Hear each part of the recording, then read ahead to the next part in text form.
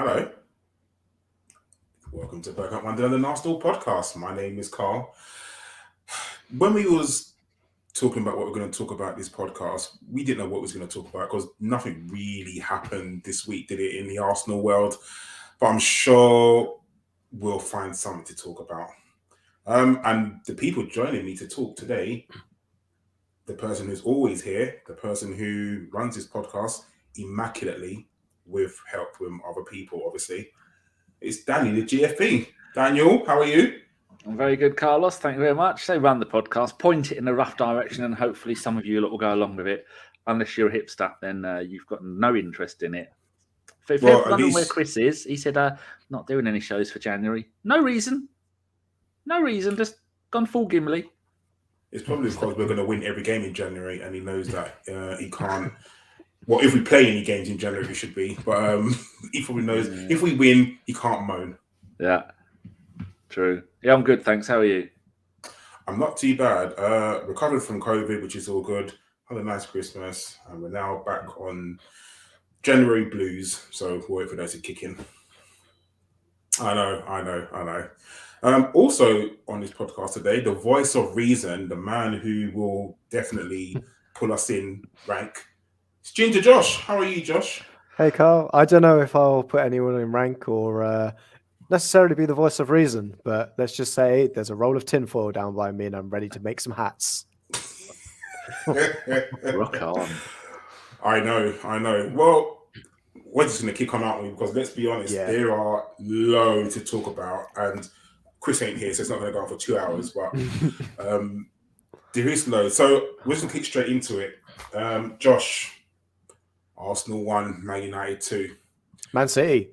Oh, Man City. That's not Man United. I don't even want to talk about them. That's how bad it is. But COVID talk. To be fair, they laugh. I'll laugh at them. Yeah, them losing to Wolves. That was hilarious, I must say. Absolutely hilarious. You can't make it up. But I don't know if you're probably the same as me. When we lose those sort of games, I'm angry at the team.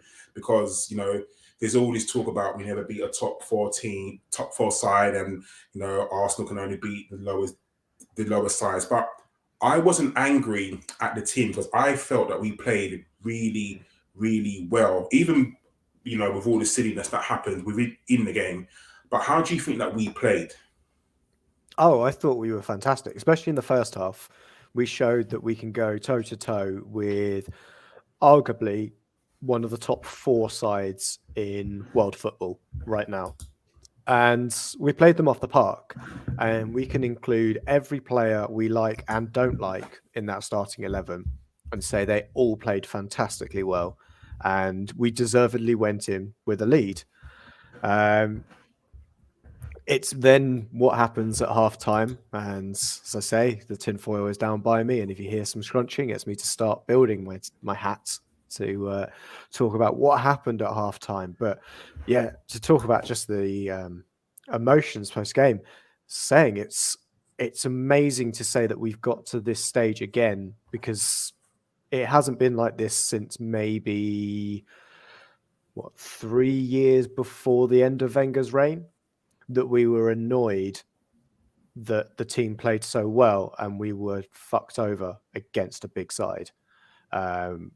It was one of the downsides of our top 4 reign is every other team got to play Arsenal, and we never got that opportunity because we always got mugged over by something would happen, or Wenger would show his failings in the way that the team was set up. We were tactically perfect, and it was only due to decisions that were outside of Mikel Arteta and AirPod Bert. It was outside of his control that saw us lose the game, and that's the frustrating thing. But it is absolutely refreshing to have our anger pointed towards something else that isn't the way that we played. But Danny, how did you feel about the performance as well? Before the game started, I think they always do the thing that never happens in football, where you say, "I'll take a draw." Will you? Well, the Premier League announces that today's game is a draw because both teams are happy with a draw. Everyone go home. Doesn't happen. We should stop saying that. But I would have been happy with a draw. If I'm perfectly honest, I'd have been happy with a 2-1 loss or 1-0 loss. What I wouldn't have been happy with is getting absolutely smashed 5-0 like we did before. And this is just. There's one team in the league at the moment. This has shown how far Arsenal have come. Beginning of the season, I didn't mind. I didn't care if we lost against Man United, Man City, Liverpool and Chelsea, because they were the 4 teams that have got the top 4 all taken. And then slowly it's gone, well, you can cross Man United off of that because we're better than Man United. And now you can cross possibly Chelsea off of that because Chelsea have shown their form is awful. And I think at times, maybe you might even be able to cross Liverpool off of that, because that is a team that we might be able to beat if they ever turn up. But for us, for that, in such a short length of time to go, well, I see Man City as someone that we should, after the game, in such a short length of time, and then after the game go, well, I think we should have beaten them. When a month ago, they've gone, Man City, there's no chance we're going to beat them. We wouldn't even scrape a win if we were lucky. And the way that we went out there, and every single one of our players was magnificent in everything that they did. And I know Gabriel was a bit unlucky, and him and Ramsdale were a bit silly trying to dig a tunnel to try and get out of the stadium. But just the performance, every single one. And when you see someone like Sterling, who is probably one of the best wingers in the world, he's back on form. I think he had 5 goals in 5 games.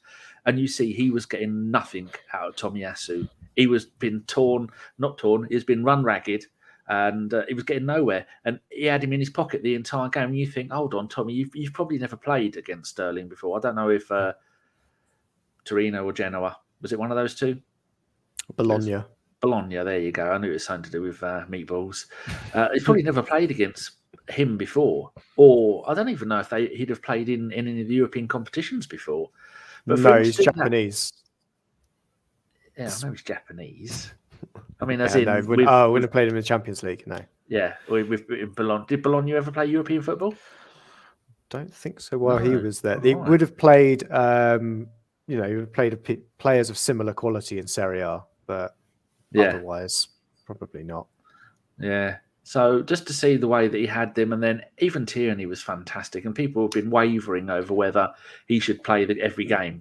But the way that he bossed that entire left side, where it was defending or attacking, and then Ramsdale. I mean, that one. There's some moments in that game that normally I don't remember games.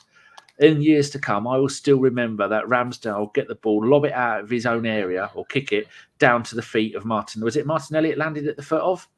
Whilst running at full pace on the left-hand side, about 3/4 of the way down the pitch.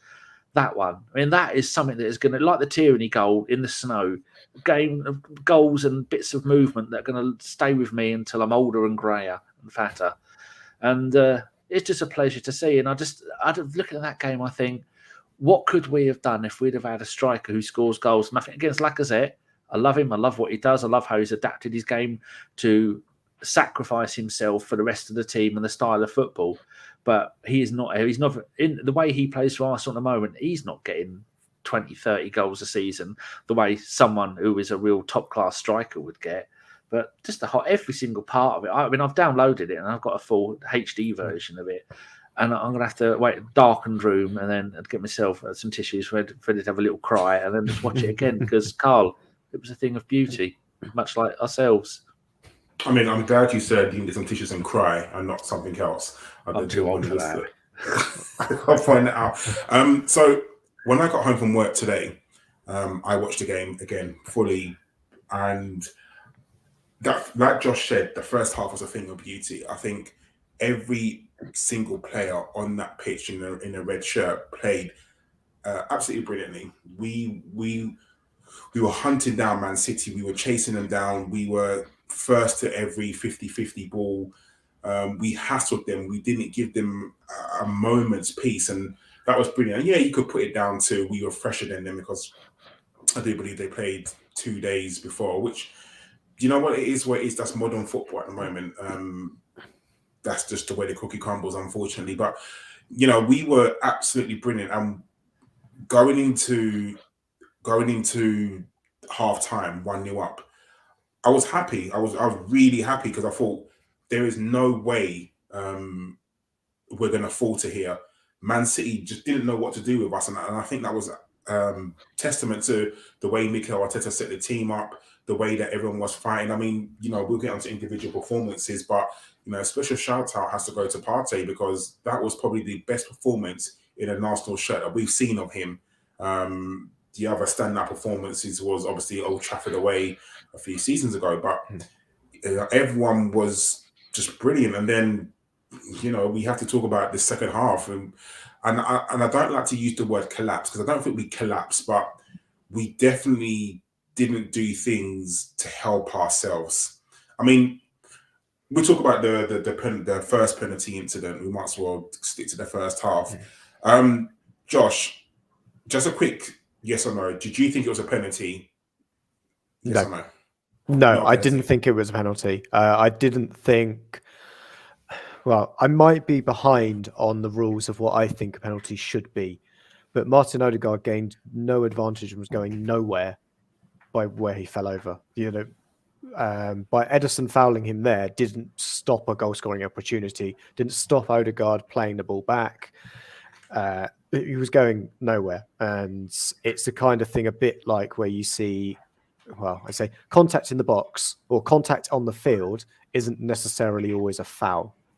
And I remember the days where what Ederson did was straight not a penalty because Odegaard wasn't doing anything with the ball. He was just that was it. He was just in the box. But I think when we get to what my thoughts are for the other penalty from Man City, you'll probably see where I'm kind of sitting generally on both penalties. But yeah, Karl, what did you reckon to that penalty? I want to play devil's advocate with you. So, so you said that he was going nowhere with the ball. So if he had his back to goal, like let's say, he runs in the ball, he turns, and he's facing the other way, and someone pushes him in his back, actually just comes and pushes him in his back. So that's a foul. But the players go nowhere with the ball because the player's got his back to goal. Would you cast that as a penalty? Well, he can still play the ball at that point. Where Odegaard is, he's less than 2 meters from the edge of the pitch. He'd have had about a second with that ball to do something at that speed. Exactly. He's not doing anything with that ball at that point. He's not in control as much as Ederson isn't in control. It turns into a 50-50 at that point, I think. So I'm not... let's put it this way. My argument for why that's not a penalty is the same argument to the Man City one as well. I mean, I've watched, like probably everyone listening and also in this podcast, I've watched it so many times. And even I can't decide that. My Arsenal hat says it is a penalty. Of course it is. But my football brain says, is it not? So I, like every decision, I apply, if that was Man City and they got a penalty for that, would I be angry? And I probably would be, because I would probably think the same as you, but my Arsenal hat says, no, it's not. So, sadly, it's one of those things where VAR is, like everything, open to interpretation, sadly. At that point in the game, I'm happy with what the ref and VAR does in that situation. I'm happy that they didn't go and do it because it sets a precedent. A bit like if, what did you say? Like all of your team has got COVID and then you play your under 23s instead, or you forfeit the game. Something like that. You set a precedent in a competition and then you've got to kind of carry it through. I don't know. I'm sure we'll come on to something like that later on. But that's the thing, that in that point in the timeline of the game, I am completely happy with what the ref did at that point, because I don't think the ref had a bad first half either. I think there's a lot to be said, and as I say, I am constructing my tinfoil hat now, and it is half on my head at this point. Kevin Friend being the linesman at that time, and there being no fourth official, that game is refed completely different to when Kevin Friend then becomes the fourth official at half time, and the secondary linesman goes and probably has a hangover. Just admit it if you're on call. Well, he was on call. He was never meant to be part of the team. the refereeing team. The fourth one. Who was the one who didn't turn up? What was his job? He was a linesman, and Kevin Friend was meant to be the fourth official for this game, but Kevin Friend then stepped in, became the linesman. We had no fourth official for the first 20 minutes. Keep it like that. It was working. It was working, absolutely. And as I say, tinfoil hats here. Something happened in that second half, and the game was reffed completely differently. And what happened is a bit like a substitution from, we could play completely differently when, say, Smith Rowe comes on for Odegaard. And we've seen when Smith Rowe comes off the bench, he tends to score. Something happened in that game with the refereeing. That setup changed, and we saw a markedly different game. But I think I've deviated away from the general point. Danny, did you think it was a penalty for on Odegaard? Like doing the way Karl looks at it, no for both of them. Maybe closer to a yes for the Xhaka one on Silva, because it just looked worse. You could see from the replay he had hold of his shirt and he was pulling him. But then when you see both of them in slow motion, neither of them should have been. If anything, in slow motion, we should have got a penalty because their goalkeeper got his foot barely touched Odegaard's foot before he touched the ball. But he's running away from goal. He's running into the stands. In fact, it probably helped him slow down a little bit. But then you look at the Xhaka one, I heard that there is a law with the refereeing that if you're pulling a shirt, it's got to be in a V shape. You're pulling the bloke down. And when he didn't have it in a V shape, he had his arms straight as he was doing it. And so, and then you look at that in slow motion, and you see the bloke had started to fall before he'd grabbed the shirt.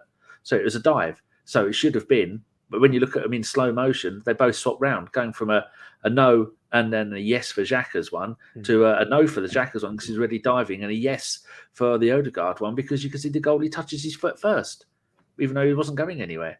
So they are two very hard decisions. But to have both of them go against us, considering we're the home team, and we've had 100 penalties go against. No, that's sending off. So that's something different. Yeah, I'll talk about that later.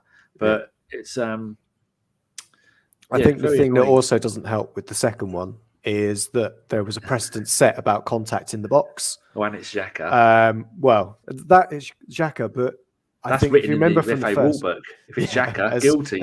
As Nick says, it's rule 14.2c, or Xhaka gets booked.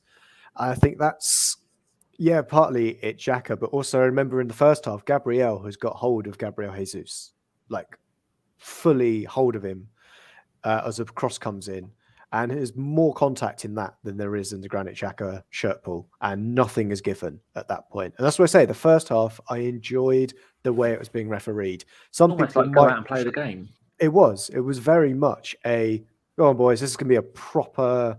It was a throwback kind of game. I think that's the other thing that we should say is it had vibes of mid 2000s Premier League football. There were some tackles going in that you were like, not sure about that.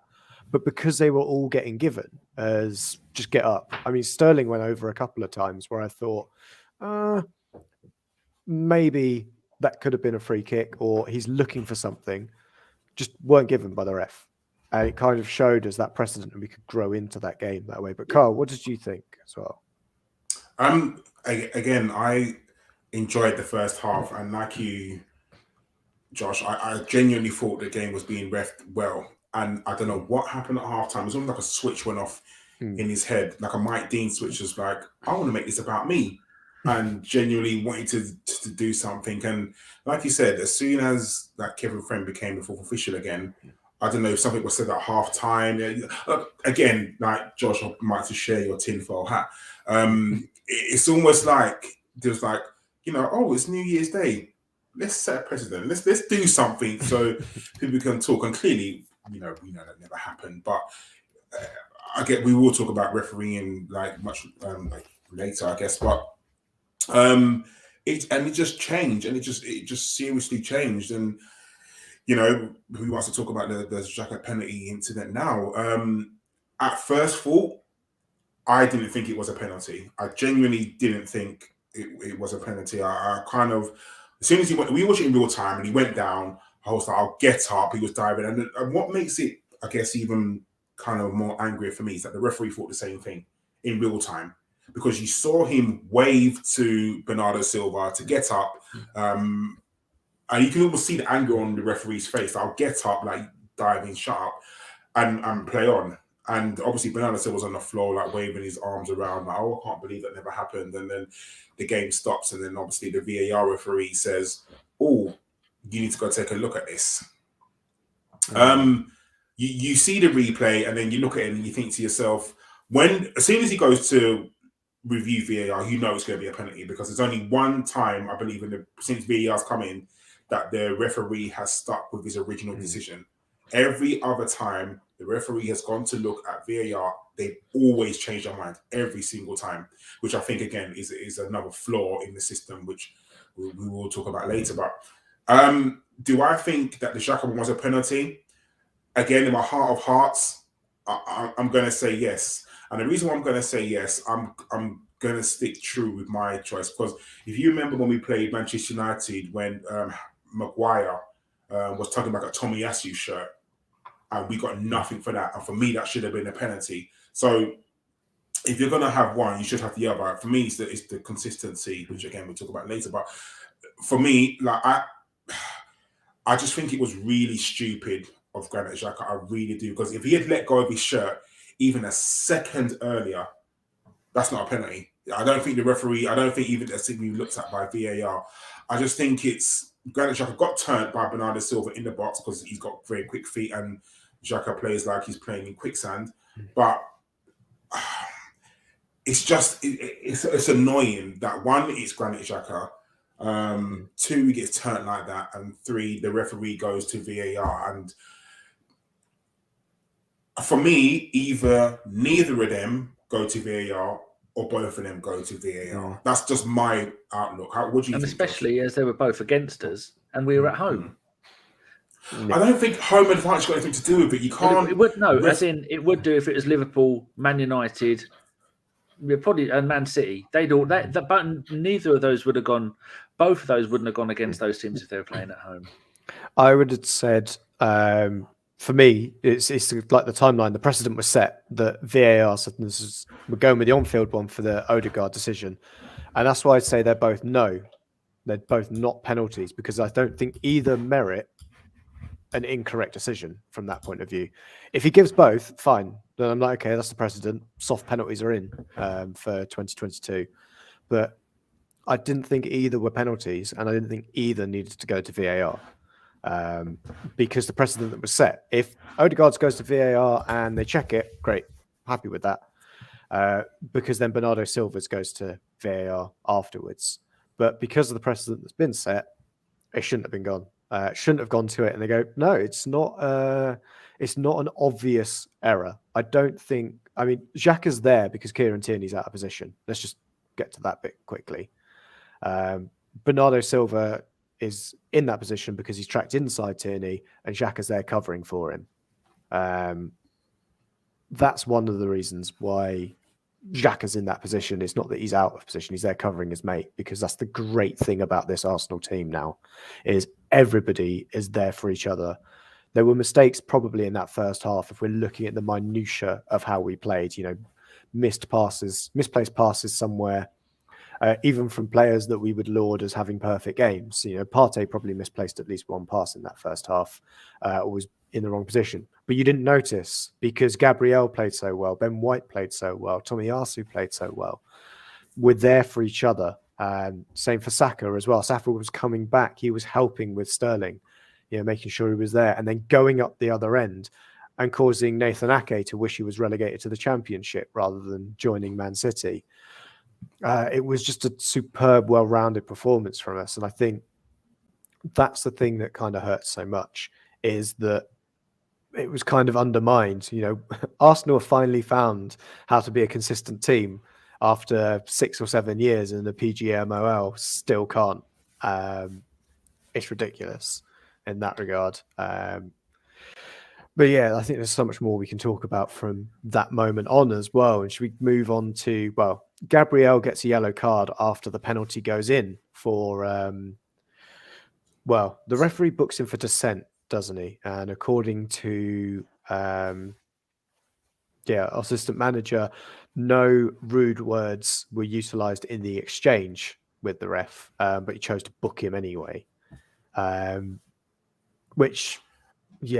do you feel that the 3 minutes from then on, because we'll talk about it was a bad 3 minutes for people named Gabriel in Arsenal shirts because Martinelli misses an open goal between the 2 yellow cards. I mean, yeah, talk us through it, Karl. Even with that, again, I watched the game again.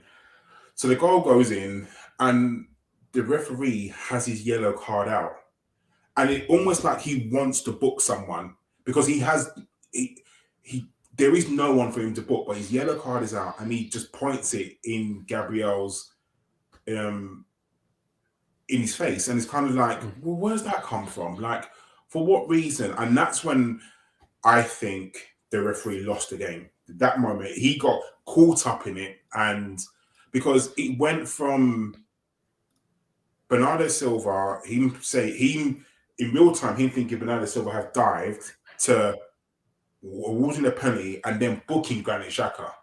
I don't think he needs to book Granit. I'll be honest with you. I don't see, because he felt that the foul didn't warrant even a penalty, or it wasn't even a foul. But he goes from that to booking Granit Xhaka, which is very weird. I don't get that. And the fact that I felt like he lost control of the game because he had his yellow card out, and whatever Gabriel said, we will never know what Gabriel said.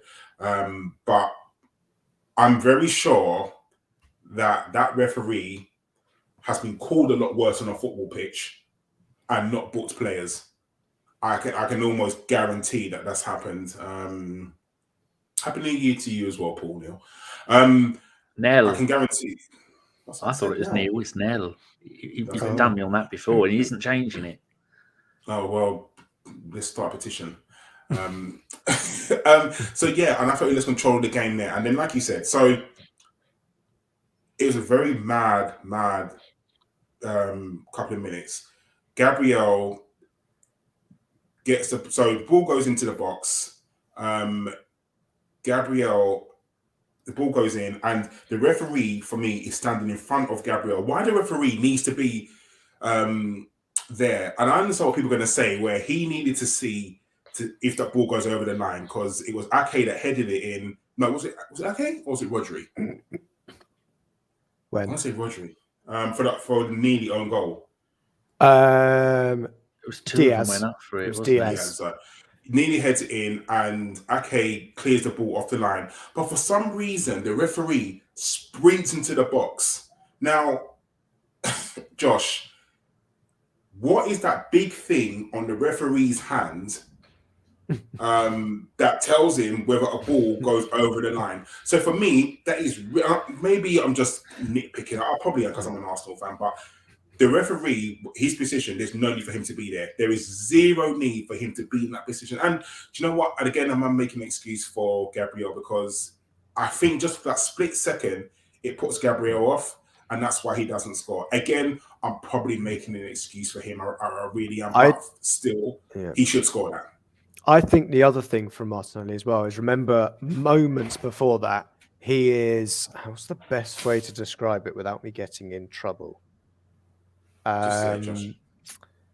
No, I can't use that one, but let's just put it, no, I can't do that one. That would definitely get me cancelled. Let's just say he is assaulted violently by Rodri, the eventual goal scorer, in the build-up to that, and nothing is given. It's not even a free kick. A corner is given for that foul. I mean, it's ridiculous. The penalty, well, that tackle not resulting in just a foul on Martinelli. I think at that point, he didn't look the same since then. It was a proper reducer. Martin Keown had a smile on his face, on the inside, watching it, because he was like, yes, son, get in. But then it's an Arsenal player, so he's also sad. And I don't think Martinelli took a shot with anger on his right foot after that.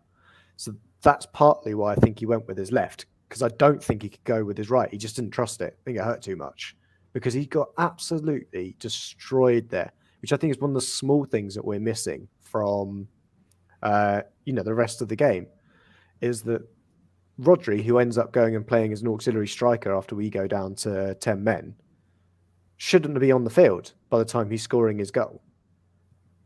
Because he's put in more than enough of his fair share of tackles and fair share of yellow card offences akin to what Gabriel did in terms of getting caught on the halfway line and just going, fuck it, see you later, mate. Just trip you over. Something cynical.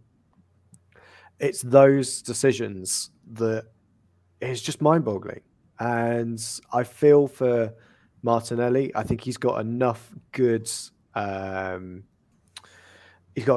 good credit in the bank with Arsenal fans that we're not going to lambast him for that. He's young enough, and it's how he comes back from this chance and that missed opportunity, because he knows it was a missed opportunity. Going, well, it would have been 2-1 up then, restoring our lead would have been huge. And if we score, of course, there isn't the counter-attack that Gabriel gets sent off from as well, because it is literally off the back of that. I've got a we might get away with this. Do a quick share thing. A window here, share. Like, you see that? This is the Martinelli one that we're talking about. Oh, Yeah. Get that back up there. Lacazette gets the ball off him, puts it across. Martinelli gets it, running on goal. How is that? We didn't even get a free kick from that. No, corner. I don't understand. The referees behind it. Again, we are going to definitely talk about referees later. The referee, you can see him there. He's running towards you. Yeah, but what is he think? Where does he think that's not a foul? Like, I would love to know his mindset to think that is not a foul. Why doesn't he think that's a foul? It is that, and the Saka, the one where Saka, getting the ball. Saka was kicked in the leg by Crystal Palace. Two of the worst fouls this season in the Premier League. They've got nothing. They haven't been done for it. And both the even got to VAR. Like, what's VAR there for? If that doesn't getting the ball isn't enough now in this modern game of football. It is that, those kind of reducer tackles don't go there. He is not in control of that tackle when he goes in, and there's always about red cards. It's about excessive force as well. Pretty sure that's excessive force for that tackle. He could come in quite politely with a sliding tackle and not clear out the player, win the ball cleanly in that situation, and it'd be fine. But no, I think it's excessive force, and he should have at least been reviewed, and it's a free kick and yellow card. But nothing happened whatsoever. And it's just... One thing I would say is probably where the whole thing with the referee came in, and with Gabriel getting his yellow card was, did you notice how Arsenal players, we surrounded the referee? This is not something we've seen for a while. It's Arsenal fans. Ever since the Tomiyasu attack. Exactly. I suppose that'd be another one, wouldn't it? Another massive foul on someone. Nothing happened. Yeah, just getting leisurely kicked in the head. It's fine. Getting kicked in the head's fine now in football if you're an Arsenal player. But it is that kind of thing that we're just kind of missing something. I don't know what it is in that regard, but yeah. Being northern, I think you find it is being a northern team. That's what we're missing. Perhaps. There is something to that. It has been said ever since football. I've been watching football since the mid-'80s. Most of the referees are northerners, and they all like their northern teams, and the southern teams have got bugger all out of it. The big one is Anthony Taylor for me. He apparently is a fan of Altrincham Town, despite growing up a mile from the shadow of Old Trafford. Yeah, I think it's weird how no referee supports their Premier League team. Not even one. One does. It's Michael Oliver. He supports Newcastle, and that's because if he was a Geordie, there's no fucking way he could say he supports South Shields. No fucking way. Everybody would go, you lying fucking bastards. There's no way you support them. You're a Newcastle fan. So he doesn't get Newcastle games. That's the big one that he doesn't get. But yeah, other than that, every other referee is Tranmere Rovers, Mike Dean. Fuck off. Altrincham Town, Anthony Taylor, get in the bin. Andre Mariner, I think, is from the Midlands, and I think he supports some... Solihull. It is probably something like Solihull. It's some team outside of Birmingham that isn't Villa. But it's been this way ever since the start. Yeah. I mean, the whole PGMO is fact. Not only have they got no Southerners in it, they have no black people and they have no women. Didn't I see the other day they had an Australian referee? Yeah, they got How someone can you have an from organisation Australia. where it's just white Northern men? That's just, I mean, in 2022, good God, I can't believe we're in that year already. They've made no effort. That bullshit of fast tracking ex-players through, nonsense. But you don't Well, that's hear how. anything. I was going to say that's how what's his face got in. The guy that refereed us at the weekend, he was fast tracked back in because it was short. Dropped. Yeah. But Sorry, go. yeah, let's clear up the Man City for game first, and then we're going to get on to referee. So, Danny, the Gabriel challenge on Jesus. On the face of it, take away anything. Did you think that was worthy of a yellow card? Probably, yeah. But considering he already had a yellow card that was for dissent, where there was no real dissent, probably something in Portuguese that sounded like some kind of cooking instructions for a vegan during veganuary. It's probably what he was giving him, some plant-based wonderfulness. He should have gone, I've given you a yellow card when maybe it was a bit harsh. I've had the time to think of it. Things were getting a bit heated. And now you've done that. This should be a yellow card. It should be a stiff warning. You do that again, you're going to get a yellow card and then you're going to be off. Or do what they sometimes do and go to the bench, go, look, oi, you might want to take him off. Are you allowed to do that? Only friendlies, I think they do that. Oh, all right, maybe not. That's where I got it confused with. But then I think Arteta might have seen that and gone, because Gabriel does get quite heated. That's why we like him, because he gets really involved in it and he wants to hurt people, that's what we needed for years. Enforcers. And Xhaka was an enforcer, and so was Gabriel. And it's just unlucky that he hadn't calmed down from the penalty and then the booking, and he was doing that. But there was definitely a block. Sorry, Josh. Sorry, go on. Yeah, I'm not necessarily worried with what Gabriel did. It wasn't necessarily a stupid decision. The stupid decision was that the referee decided to give him a second yellow, despite numerous fouls until that point not being yellow. I think it was, Karl, it's probably the same as you said. He got his yellow card out again, then realised, oh, actually, I was meant to set a precedent with these kind of tackles, but oh shit, I'm going to end up sending a guy off. But then by that point, it's too late.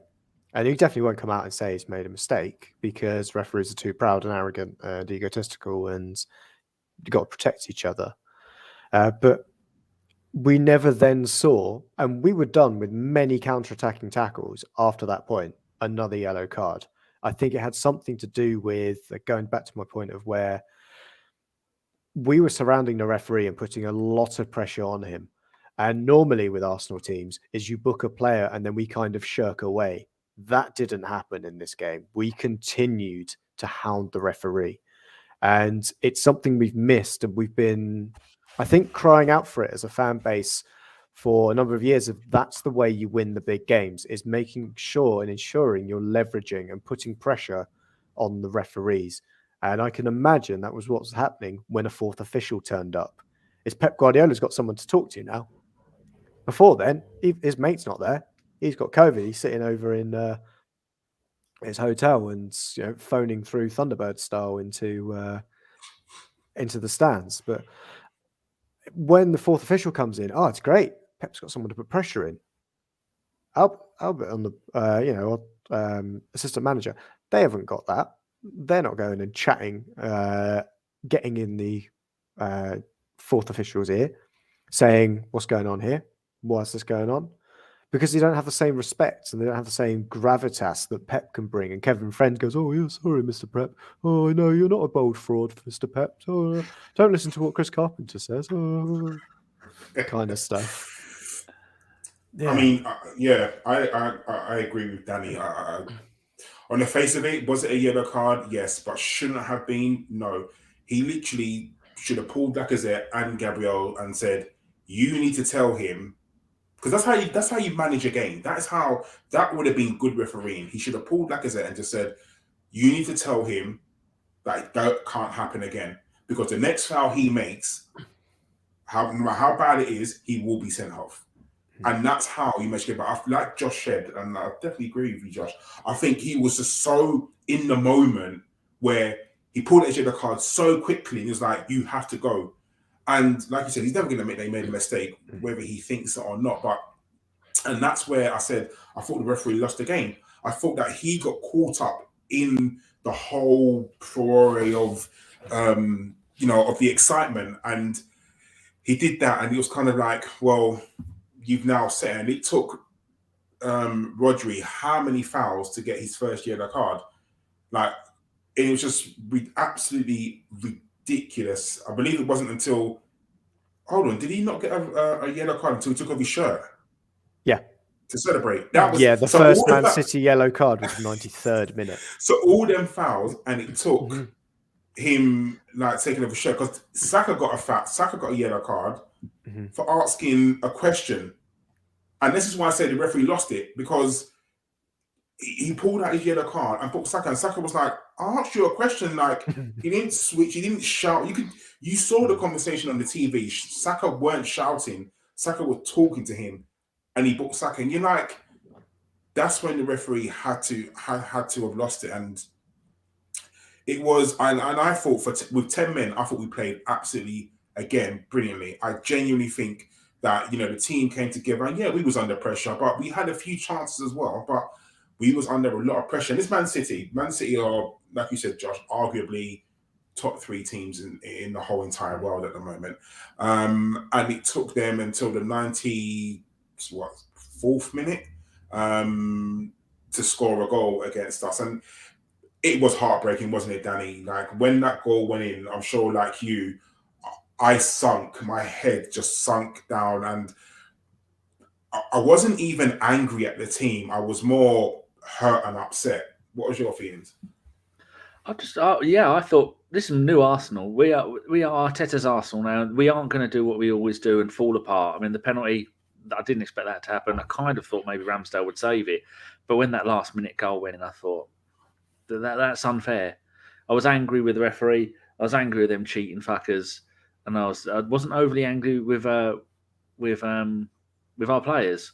They tried so hard, and you saw them at the end of the game. They were laying down on the pitch like they've just gone through a Champions League final that's gone to extra time and penalties. They were knackered.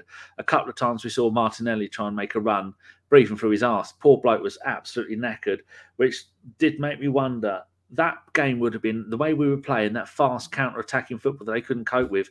What game would be more suited to Pepe than that? Bringing him on and taking Lacazette off a lot earlier, or going up, trying to get that other goal, or playing in wide or something like that. Because when Smith Rowe come on, it didn't really do much. I don't know if he didn't really have time for it, whether the whole thing was just too much for him. But maybe Pepe would have done nothing as well. It was damage limitation at that point, wasn't it? It was. We were down to 10. Yeah, down to 10 men. We knew we needed to basically shut up shop to get any chance. And what we saw was Guardiola doing what he kind of did again as Barcelona manager, which he'd do with Piqué, and he'd just play him as a forward, so he could knock long balls into him. And that was what Rodri was doing. Is Rodri just became their striker, came with a head on a stick for them basically, and they could afford to do that because they then had the man advantage. I thought one thing that is a positive out of it from that game is you can see what £50 million of English centre-back gets you in Ben White versus Rob Holding. Because when Rob Holding came on, he was all right, but you could see the difference that Ben White is, because they were side by side, and you could see one of them was dealing with what Man City had with them very easily, and the other one was struggling. So that's one of the benefits I kind of saw from it, but it'll make us stronger, though, won't it? It'll bring us together more determined. It won't happen again. Definitely. But you look at the points we've dropped recently against Man United and against Man City. Was it Ødegaard and Xhaka both giving away penalties? Maybe they need to work on something like that. Like if you are, that's not your job. I know Xhaka will drop in a left centre back when Tierney's attacking, and to fill it up. But maybe look, your skill isn't tackling, so maybe go a little bit easy. And Ødegaard, I know it's nice of you to track back, but try and leave this for somebody else, or just stand there. Stop making the tackles, because you get away. It's like Xhaka doesn't realise that every single action, every single angle, everything you do can be seen on VAR. So don't do it. But you're trying to teach an old dog new tricks, aren't you? Yeah. I mean, I don't want to take that out of Granit Xhaka's game. I know we talk a lot about Granit Xhaka does some stupid things, and he does some really, really silly things. but is that part of his game? Like if you took that, I don't want to call it nastiness, but that sort of Passion. I don't know. Yeah, even that word passion away, does he become a whole different player? And absolutely, he's not like cutting the his player balls off. we've You got. can't do it. I think it and that's takes what so we much away don't from want. him. But I think, Granit Xhaka's got a lot of issues, and he's had issues in previous games. But because I don't think that's a penalty, I don't think he's made a mistake in that game. I think he's been fucked over because of the name on the back of his shirt and the precedent for his game. Because that, I mean, if we're going to call it a foul, that foul hasn't been blown up in the middle of the field for the entire game. Because we've seen rougher challenges. I mean, minutes later, we can go back to the Rodri one as an extreme example on Martinelli. But there were kind of battles and jostling between Saka and Sterling that didn't result in free kicks, that they were having that kind of battle. But as soon as it was Granit Xhaka, that was it. Because I thought he was up there with Thomas Partey in terms of how well he was playing. Partey probably better because he was all action. You could see what Partey was doing. But I thought Xhaka was equally as good, bearing in mind that midfield they were playing against in Bernardo Silva, who is arguably having, I think they said on commentary, the best season outside of, or he's the best player in the league outside of Salah right now. Kevin De Bruyne, who we know what his quality's like, and we kept him quiet for so long. He couldn't get any of his trademark crosses in, and we just dealt with them when they did. And then Rodri, and we bossed that midfield for at least until we lost a man. So that's 60 minutes against Man City. We had them on toast, and it took some guy with a whistle and some guy up in a box in Stockley Park to fuck the game for us. Do you know how many fouls were given against each side, Karl, if you had to guess? Because I've had to go and look for this. Because considering both sides were as equally as dirty, pushy, shovey, foully, pulley, tuggy. But how many fouls do you reckon were given? I do remember a stat that I think someone put in our group that there was 11 fouls for Arsenal, and I think they had something like 5 yellow cards or something silly like that. It was 13 fouls to 5. We didn't foul them 3 times as much as they fouled us, did we? That's and for them, like Josh said, it didn't. The only time he got a booking was for taking his shirt off and celebrating. I mean, how can someone not make the PGMOL and the FA accountable and go, right, look, the Saka, the Crystal Palace challenge on Saka, the Tomiyasu in the face, the Martinelli one there. Look at this, look at that. We see it all the time. You are not doing it properly. And there's, I said it last night, I was on Guns and Yellow Ribbons, but Mike Hertz from Not Another Arsenal podcast, he made a brilliant point. There's been corruption in Serie A, Calciopoli, that's happened regularly.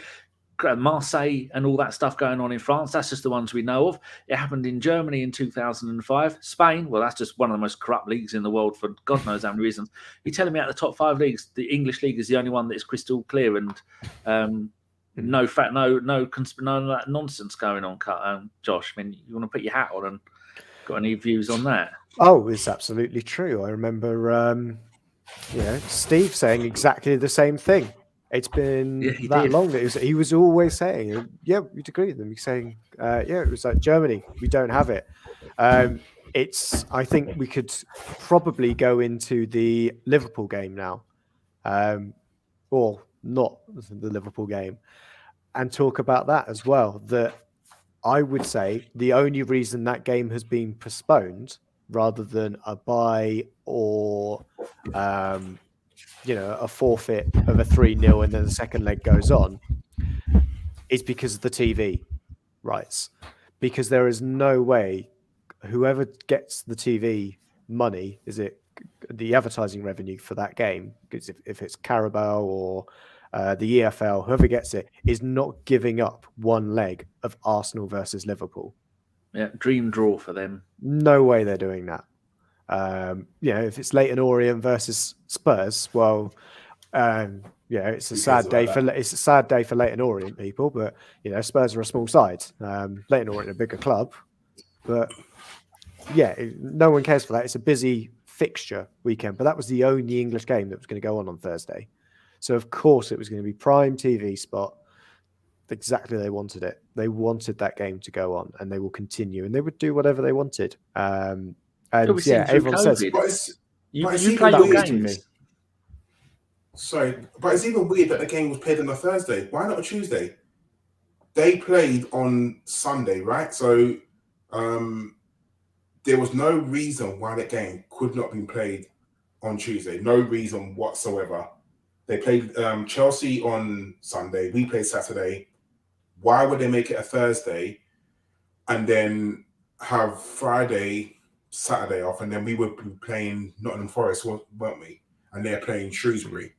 So for me, I don't know if there's anything behind it. I don't know if there's a reason why it's played on a Thursday, but there is no reason for the game to be on Thursday. Like for me, I don't understand. And I'm assuming it's TV schedule. There's a normal European night for Europa. I don't know, but you say the thing Tuesday, but right? It could then be Tuesday that. is Champions League. So, and there was no game on Tuesday. The only game yesterday was an EF.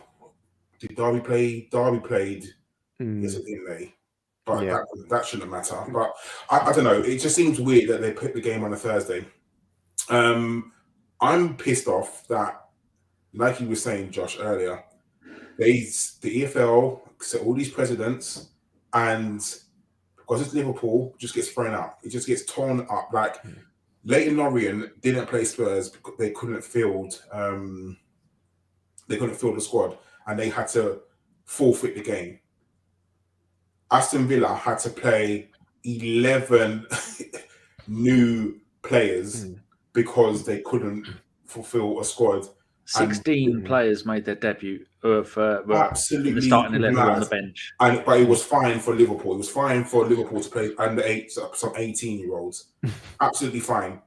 But somehow Liverpool get their game postponed. And it's ridiculous. And I, like everyone keeps saying, there should be literally a list of all people's injuries and also COVID cases. Like you should say, okay, we have 3 COVID cases and X amount of injuries, because injuries should have come into it. And the fact that they've lost their 2 best players, in Mane and Salah, who have gone to the African Cup of Nations. Can we quickly add who have not played any of the previous rounds of the Carabao Cup this season for Liverpool? Right. There we go. That is a list here, people, of all from Wikipedia of all the Liverpool players that have played in the League Cup this season. 19 players have started League Cup games, and another 6 different players have come on as subs. So that is 25 different players, and that doesn't include Alisson, Van Dijk, Mane, Salah, Trent D'Arby, and I think there was 2 others. So that is, they've got another 7 players on top of that 26 they've used, or 25. That's 32 players that they could have been available if it weren't for the couple of going to the AFCON. It's just utter nonsense. And all you need is 14, right? 14. So you're trying to tell me that of all Liverpool players, they couldn't muster 14 players? I'm sorry, bullshit. Liverpool have minimum about 30 players on their books. It's from their 25-man squad. If I remember rightly from reading Simon's article in the Evening Standard on the train homes earlier today, it was something to do with, it's got to be from your 25-man squad, that it's 14 players from that, which is what they've changed from last year. When Leyton Orient then couldn't fulfill the fixture against Spurs. It's irritating. I think it's the transparency. I wouldn't necessarily mind if they went, oh, well, it's Curtis Jones, Tsimikas, or their Greek left back, all their goalkeeper, Origi, anyone that hasn't gone to the Cup of Nations. The Irish bloke in goal. Yeah, if it's something like that and they just go, these are all ones, here's our list of injuries and everything else. It's just, when we have players that are out for COVID, Mikel Arteta has mentioned every single time. We knew that Tomiyasu was out with COVID. We knew Chambers was out with COVID. for the It's game the at same the as weekend. the Brentford game, the first game of the season. Yeah. We had our And, forward line missing. but nothing happened. And again, as Arsenal fans, sorry, Josh, I'm taking your tinfoil hat here. We look at things like that, and nothing gets done. So we asked for the game to be postponed, apparently, against Brentford, and we were told no. But now Again, for TV reasons. Games seem to be getting dropped left, right, and centre. And you look at things like that, and you think to yourself, what is it like? Why do other teams get the luck of the rub of the green and we don't? And it just seems, I don't know, like I don't think, like, if I'm really honest, there is no conspiracy theory against Arsenal. But then you start looking at just certain things and you start thinking, like you do start rubbing your chin and scratching your head and thinking, why us? Like, why is it us? I'm shocked. Sorry, Josh, go on. I don't think there's a conspiracy theory against Arsenal. I think there's a conspiracy against Arsenal. I think there's a conspiracy for every other team, and we just get the shit end of it. You know, do Liverpool get preferential treatment? Yeah. And it just so happens that we've been the victim of it. Do Man United get preferential treatment? Yeah, they got it for years under Ferguson's era, and we were always on the end of it. Chelsea get preferential treatment, of course. Do Spurs? Yeah, you said it. Yeah, the same for Spurs as well. Do we see that they end up getting? They don't necessarily get hit with the amount of criticism that they should. Absolutely, no, and they don't get it, and it's just it's that result. Yeah. So I was going to say that you look at the Lukaku and Harry Kane thing. Harry Kane was painted almost as a saint. He literally refused to play, and Gary Neville was saying, "Oh, he's not that sort of guy." Lukaku comes out in an interview and just saying, "I'd love to play for Inter. Like, I didn't want to leave because it's true, he didn't want to leave, but Inter couldn't turn down £100 million for him because they were broke, and somehow he's the worst thing since sliced bread." Harry Kane slides in a 2-foot challenge against Liverpool, but nothing happens because he's not that sort of player because he's Harry Kane. People get treated differently all the time, and like I think you're right, Josh. We do just get on the end of some really shit decisions like all the time, and I guess every team in the league will probably say the same thing, but they don't expect anything else because they're not a big club. Well, so I think not many people follow more than one team in the same league. I would say Brighton were at the end of a shitty decision, ending up playing at 8 p.m. on Boxing Day when there was no public transport to and from the stadium, including Brentford fans also fucked over by TV as well. So it's not the only Arsenal weren't the only team themselves, were they? No, let's go. Well, Amazon, and then you're like, well, Amazon didn't define that Brentford would be at that time. Someone could step in and go, you know what, the FA, that's their job. It's just to go, don't do that because, by the way, TV execs, you're not looking at the wider picture. Here's someone from Southern Rail that goes, yeah, we've got no fucking trains running from London at that point on Boxing Day because it's fucking Boxing Day, and it's a bank holiday on a Sunday. So I think there's a lot of things like that you can see there just isn't that joined up thinking across the board. But they don't care. I mean, how many times have games been moved for TV, and you think to yourself, okay, yeah, Arsenal have to go up to Liverpool on a Monday night. I play at 8 o'clock, and you're like, the last train leaves at 8:45. So how are you getting back? Like, just little things like that. It happens, I guess, all the time. And I think it's one of those as well with the decision about this game as well. I feel it's difficult to feel sorry for Liverpool fans, but there's a small part of me that does, with the fact that they would have booked Thursday off work. They would have probably had to book Friday off work as well to go to this game, train tickets, and they are given I'm not going to be refunded just over 24 hours notice for that. And when looking through the rules and some of the rules that people were bringing up, Liverpool were meant to stump up that cost because they postponed the game. will Liverpool fans and will Arsenal fans receive a refund courtesy of Liverpool's pockets? And I would say, well, fuck that. Fuck will they? They won't get any money back from it because that game has been cancelled. What made me laugh about it is that they were trying so hard to get that game cancelled. They were tweeting, "Oh, we shot our training ground. Oh, our assistant manager has now got COVID."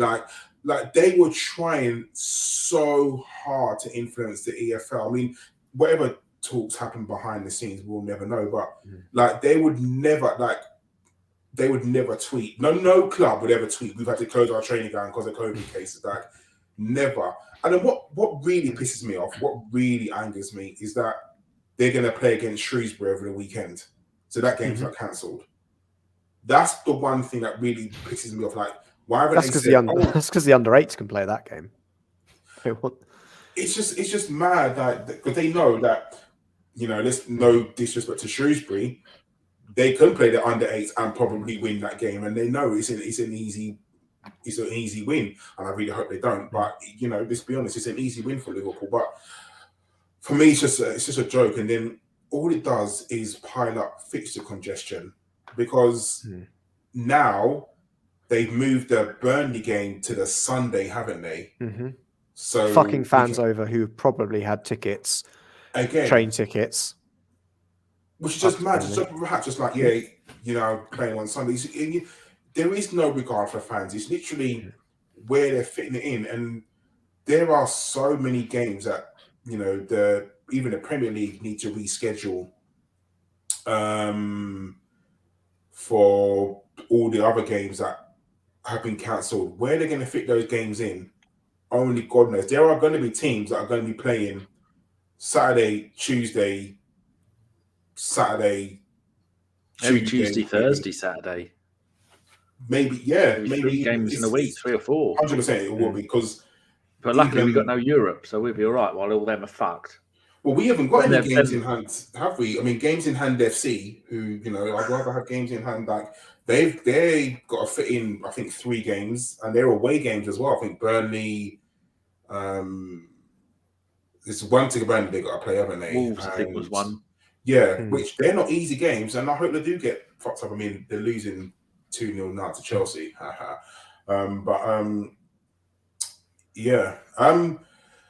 guess that's Liverpool. We've got to talk about the elephant in the room, haven't we? Because we've kind of skated over talking about referees completely. Josh, what my issue is the PGMOL have no accountability. They don't have to answer to anybody. Okay, they have to answer to the FA clearly, but for me, if you at work, Josh, and you make a mistake, like you make a glaring error, just like myself, your manager would come talk to you and say, Josh, this is what's happened, that you shouldn't have done this. But for me, there's no accountability for the PGMOL. There's no transparency within the organisation. No one knows. Like if I said to you, what kind of training do referees get? What did the referees say? Why don't referees write that? Even the basic thing of match reports. Why don't the referees write match reports, or why are they not out to the public eye? Yeah, they certainly need to be published because they are written. Because half of the things, well, it's one of the reasons why we've got a fine because of us being unable to control our players. Well, if your referee isn't being a twat, we might be able to control ourselves better. Isn't making shit decisions. It's one of those. I'm sure we can continue doing podcasts for the end of days about referees and how bad they've been. But to go into the job analogy, if I fuck up a task more than once, that task is taken away from me at work. I might not necessarily get fired because I've not made a mistake that big, but if we bring it down to smaller things, smaller decisions within your wider job role, if you make a mistake on a task, Karl, and you do it, every week for a couple of weeks, and it's not enough for you to get reprimanded, chances are they're going to kind of take that task away from you. And in the sense of refereeing, is it making it easier by taking you into a slower pace? That's getting demoted. That's what you'd see from the refs. And we don't see anything like that. Didn't one of them get demoted for 4 years for something dodgy. Now he's The back referee- again. Yeah, it was the referee that referee this refereed weekend. us. It What was did the he ghost. do? It was the ghost goal from. Do you remember Reading versus Watford, where the linesman gave a goal? Basically, a cross goes in, and he just gives a goal. And Just did they across. disallow it or did it stay? No, he gave a goal. There's no VAR back then. The ball just went across the face of goal. Wasn't even close to going across the line, and the linesman flags and he gives a goal. Someone was showing it. I think it was Watford v Reading. Yeah, Watford v Reading. I think Fife retweeted it earlier. If you're looking quickly for the tweet, but yeah, it's the ghost goal from the EFL. It was mental. My issue is that he gets fast tracked back into the Premier League, and the thing is, there's been a lot of talk about his performance on this game. But the thing is, he'll still referee next week or this weekend, like in the FA Cup somewhere. I'm sure he will. My issue is that he's made mistakes in that game. Everyone can see it, irrespective of whether you're an Arsenal fan, a Man United fan, a Man City fan. People can look at that game. I mean, Rio Ferdinand almost tore him to shreds. Even BT Sports presenter tore him to shreds. How the mistakes he made. But the thing is, nothing's going to get done. And the only thing, my issue is that the PGMOL's punishment is, do you know what, we'll make him a fourth official the next game. Or we'll make him a VAR referee. He's not taking out the firing line. It's such a closed shop, the PGMOL, because no one knows anything about the organisation. Nothing at all. Like you said, Josh, there was match reports, but they're not made public. There were so many things that they could do to change their image. If they was to, all referees are mic'd up, why can we not hear what they're saying? Yeah, look at this from Arnie Karl. No English ref in the Euro and in the World Cup says it all. Yeah, the greatest league in the world, though. Arsene Wenger came out and said it, and I think that was something that hurt Arsene Wenger's reputation because we got no decisions after that. But it's the truth. We are one of 3 leagues that have professional referees, and no one went to the World Cup that year. Like, it was ridiculous. Like, I don't know. There's so many things that I feel that they could do, and it's really small, minor changes. Just let us listen to whatever you're saying on your mics at home. Sky could easily have a red button where you could listen to everything they say, or even decisions that are being made. You should be able to listen to those, but for some reason we're not allowed to. And every ground has a tannoy system as well. So because they have to for making announcements. Yeah, so just like we in NFL or in rugby, you can hear what the referee's saying in the stadium as well, or you can hear the conversation between VAR as well. And they're in a professional surrounding, so their language would be professional. It's not like they're going, "All right, mate, how's it going? Oh, how's the missus?" All of that nonsense when they're talking about a decision. And if they are, then actually broadcasting it's going to see them change their act. Mm-hmm. Yeah, I mean, I've never watched a game of rugby in my life, and I know that. Well, I assume from what I've heard that the referees in rugby's are respected and they do their job well. And that's somebody I've never watched a game of rugby in my life, so I'd have no idea. They're mic'd up, so they have to explain their decisions, and then a load of pissed middle class white people go, "Whoa!" and that's rugby. Oh, Fifey. I just like you said, there's just so many little subtle changes they could do, and they don't do it. And this is why the referees get so much hatred. Just make it a little bit transparent. Like that Danny alluded to earlier. I mean, Sean Massey is the only assistant referee female. Every other referee or assistant referee in the league is male, white, between the ages of 35 and 50 or whatever. Like how in England is the most multicultural country, one of the most multicultural countries in the world, there's no non-white referees. London has 9 million people living in here, and not one referee comes from London. Like just little things, you look at things like that, and you're trying to tell me that it's all transparent. Like it's not. It's, and I don't want to dwell too much on the referees because we could die a death talking about referees. It'd just be silly. But for me, there has to be some sort of change. There has to be something that, you know, in the summer they do something to say, okay, you know what, we're going to make a new rule. We're going to let you listen to the mics or release the match report so you can see what's happened. Like, what's the point of writing match reports that no one can see? Someone's made a point here with Don One. He says, just bring the best refs from around the world. Now, is that feasible, Josh, where there could be some organisation that go, right, we're refereeing, if you want to be part of this, all the top leagues, maybe some others, you have maybe even a tier system, all the top referees, and they referee all around the world. Or wouldn't that work because they can't speak the right languages?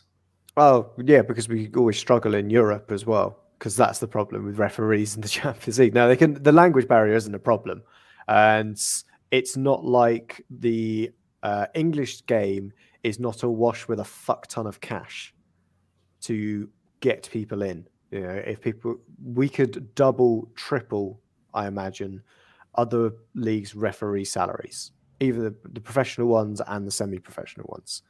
And we're a league that bring in the best managers and some of the best players in world football. And in the managers, apparently it's all right just to have the English ones that come from little northern towns and decree that they support certain teams in the lower league conferences that will never make it to the heady heights of their local Premier League team based in Lancashire or Merseyside or Greater Manchester, just to cover at least, I think, 4 referees with that small catchment area of about 200 square miles. It's got to be, it's feasible. So that it's one of those that if it's feasible, why aren't they doing it? And then you got to look at the reason why they're not doing it. And it's clearly because they've got a good thing going. Do you know how much they get paid? I imagine they probably, I think I remember seeing Howard Webb got something like $100,000 a year. It says here, this is from Goal in this year or last year. It says referees in the top flight in England can earn as much as $70,000 a year. They are paid a basic yearly retainer between £38,000 and £42,000 based on experience, and then they are paid $1,150 per match on top of that. Championship referees get the same, but only get paid £600 per game. And hold on, before that, the top countries, it's $1,150 for England plus the basic. Huge retainer. Spain, they get $5,200 per game with no basic wage. Germany, $3,000. Italy, $3,000. France, $2,400, and Portugal, $1,000.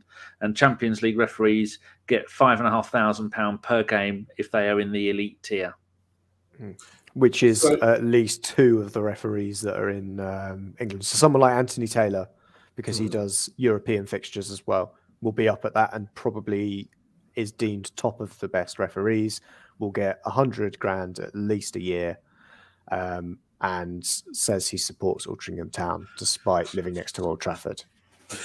So do you know what's mad? I look at that. So you get paid a wage to do your job, and then get paid another extra wage to actually do your job. Yeah, like an appearance fee for a player. That is. Do you know that is mad? And then on top of that, there's no, if they're refereeing away, like let's say one of the northern ones are refereeing down at Brighton, they must get their hotels paid for, travel expenses, all of these people. Don't forget all of the bungs they get from the all the gambling firms and spot leagues, shirt sponsorship or sleeve sponsorship, kit sponsorship. I should say for libelous reasons that they definitely don't always get bungs from gambling firms to ensure that they've given enough corners and that Arsenal have got enough yellow cards and betting points equal certain numbers they need to. But yeah, it's crazy that I don't know. That's kind of shocked me. The wage they get. Like I just thought it was like they get maybe 60 grand flat fee a year, and obviously travel expenses. I would expect them to get their travel expenses, but they get paid to do their job, and then actually get paid an appearance fee basically for actually doing the job.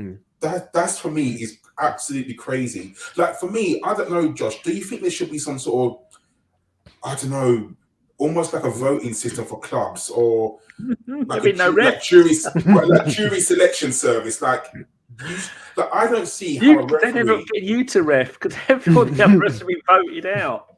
But I don't see how a referee can be refereeing for like 15 years in the Premier League. I don't see how that should happen, because if you have a disliking to a club, and let's face it, all the referees are human beings.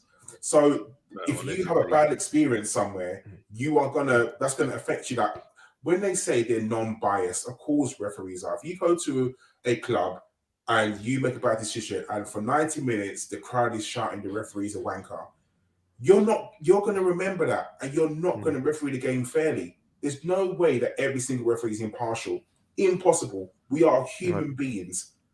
Like, it's not going to happen. So how a referee can be refereeing for, I don't know, 10, 15 years in the Premier League, that should not happen. You should have a lifespan, I don't know, and that will create high turnover as well. If you said, right, after 10 years, that's it.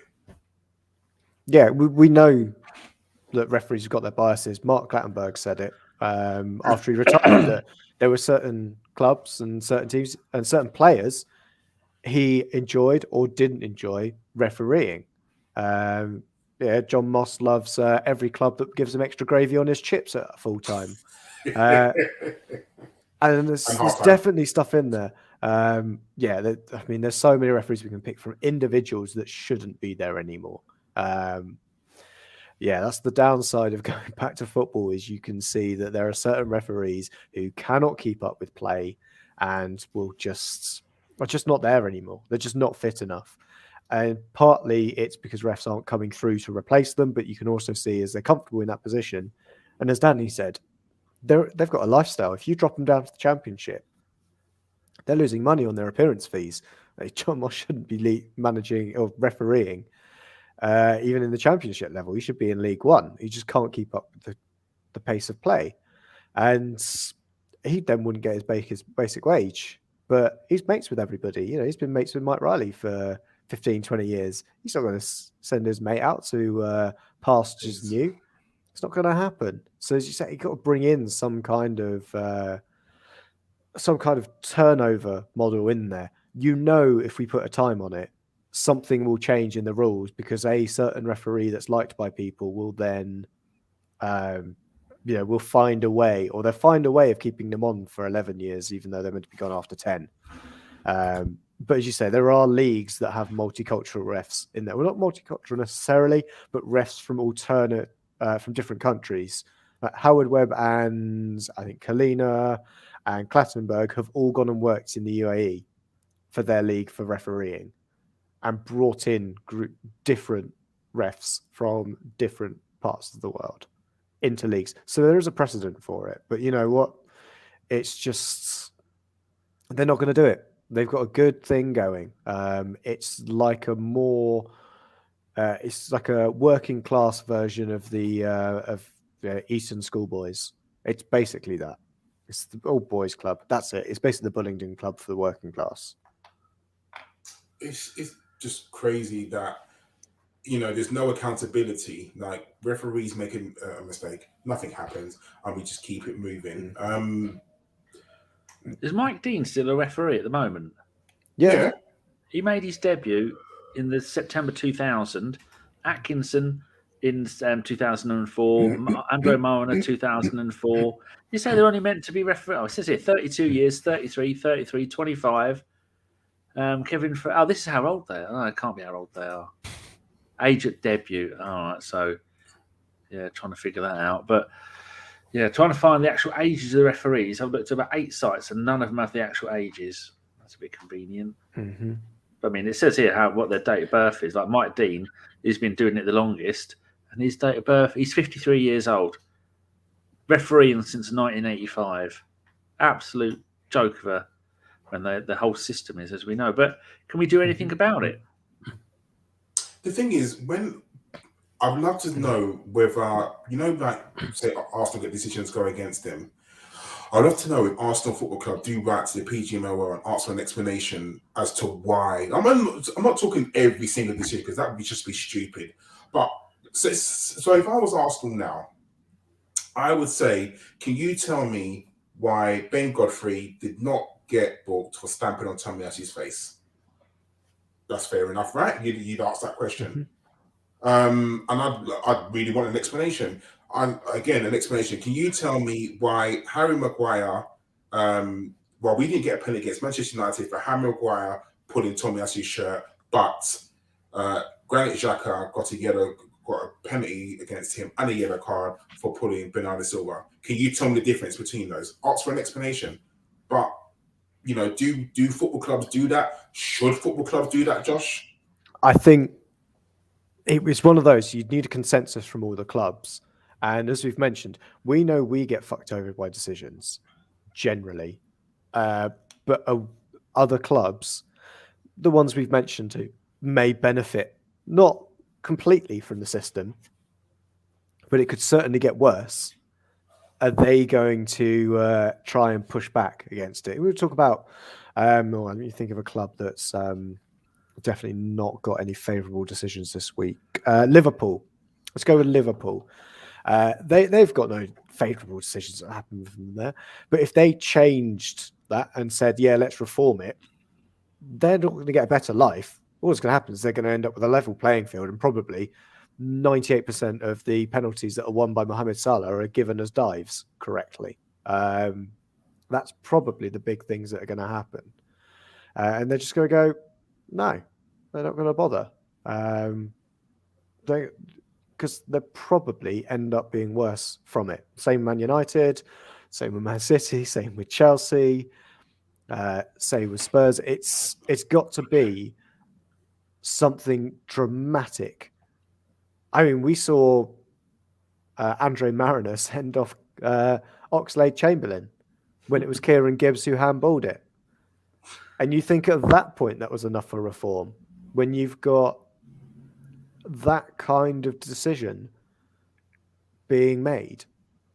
And there's so many layers to how Andre Mariner could have come to that decision that meant he shouldn't have been refereeing again. And all that happened is he was dropped for a few games and straight back into it. Mm-hmm. Yeah. But I think that's possibly running, I say not the course on referees, but I think we're certainly getting to the end of perhaps need to move on. We can't really, ask Danny, what's your lineup for the Liverpool game? It would be Ian Rush in goal. Kenny Dalglish is left back. Jan Molby, sweeper, and that'll do. That'll be it. Jimmy Tarbuck in centre back. Obviously. And Cilla Black coming on the sub. Yeah. That'll be a proper surprise for everybody. They dig her up and chuck her on the pitch. Well, they've got, someone did a tweet saying just how many players they have got. I probably won't be able to find it now, but maybe if I go to there and go.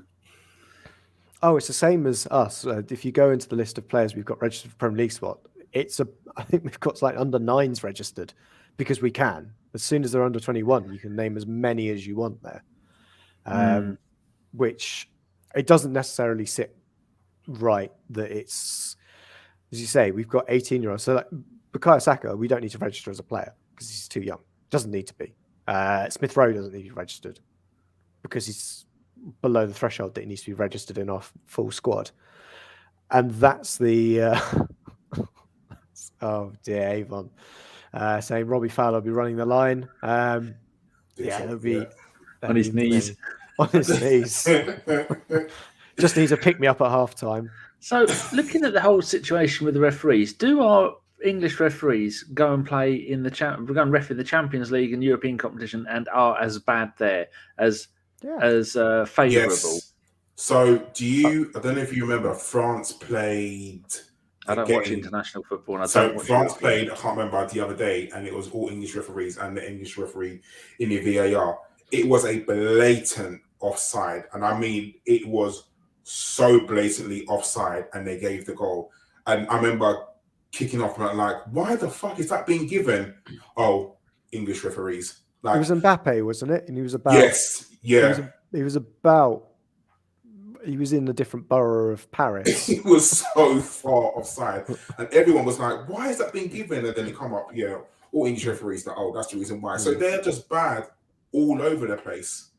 I think you can sum up English referees in one incident.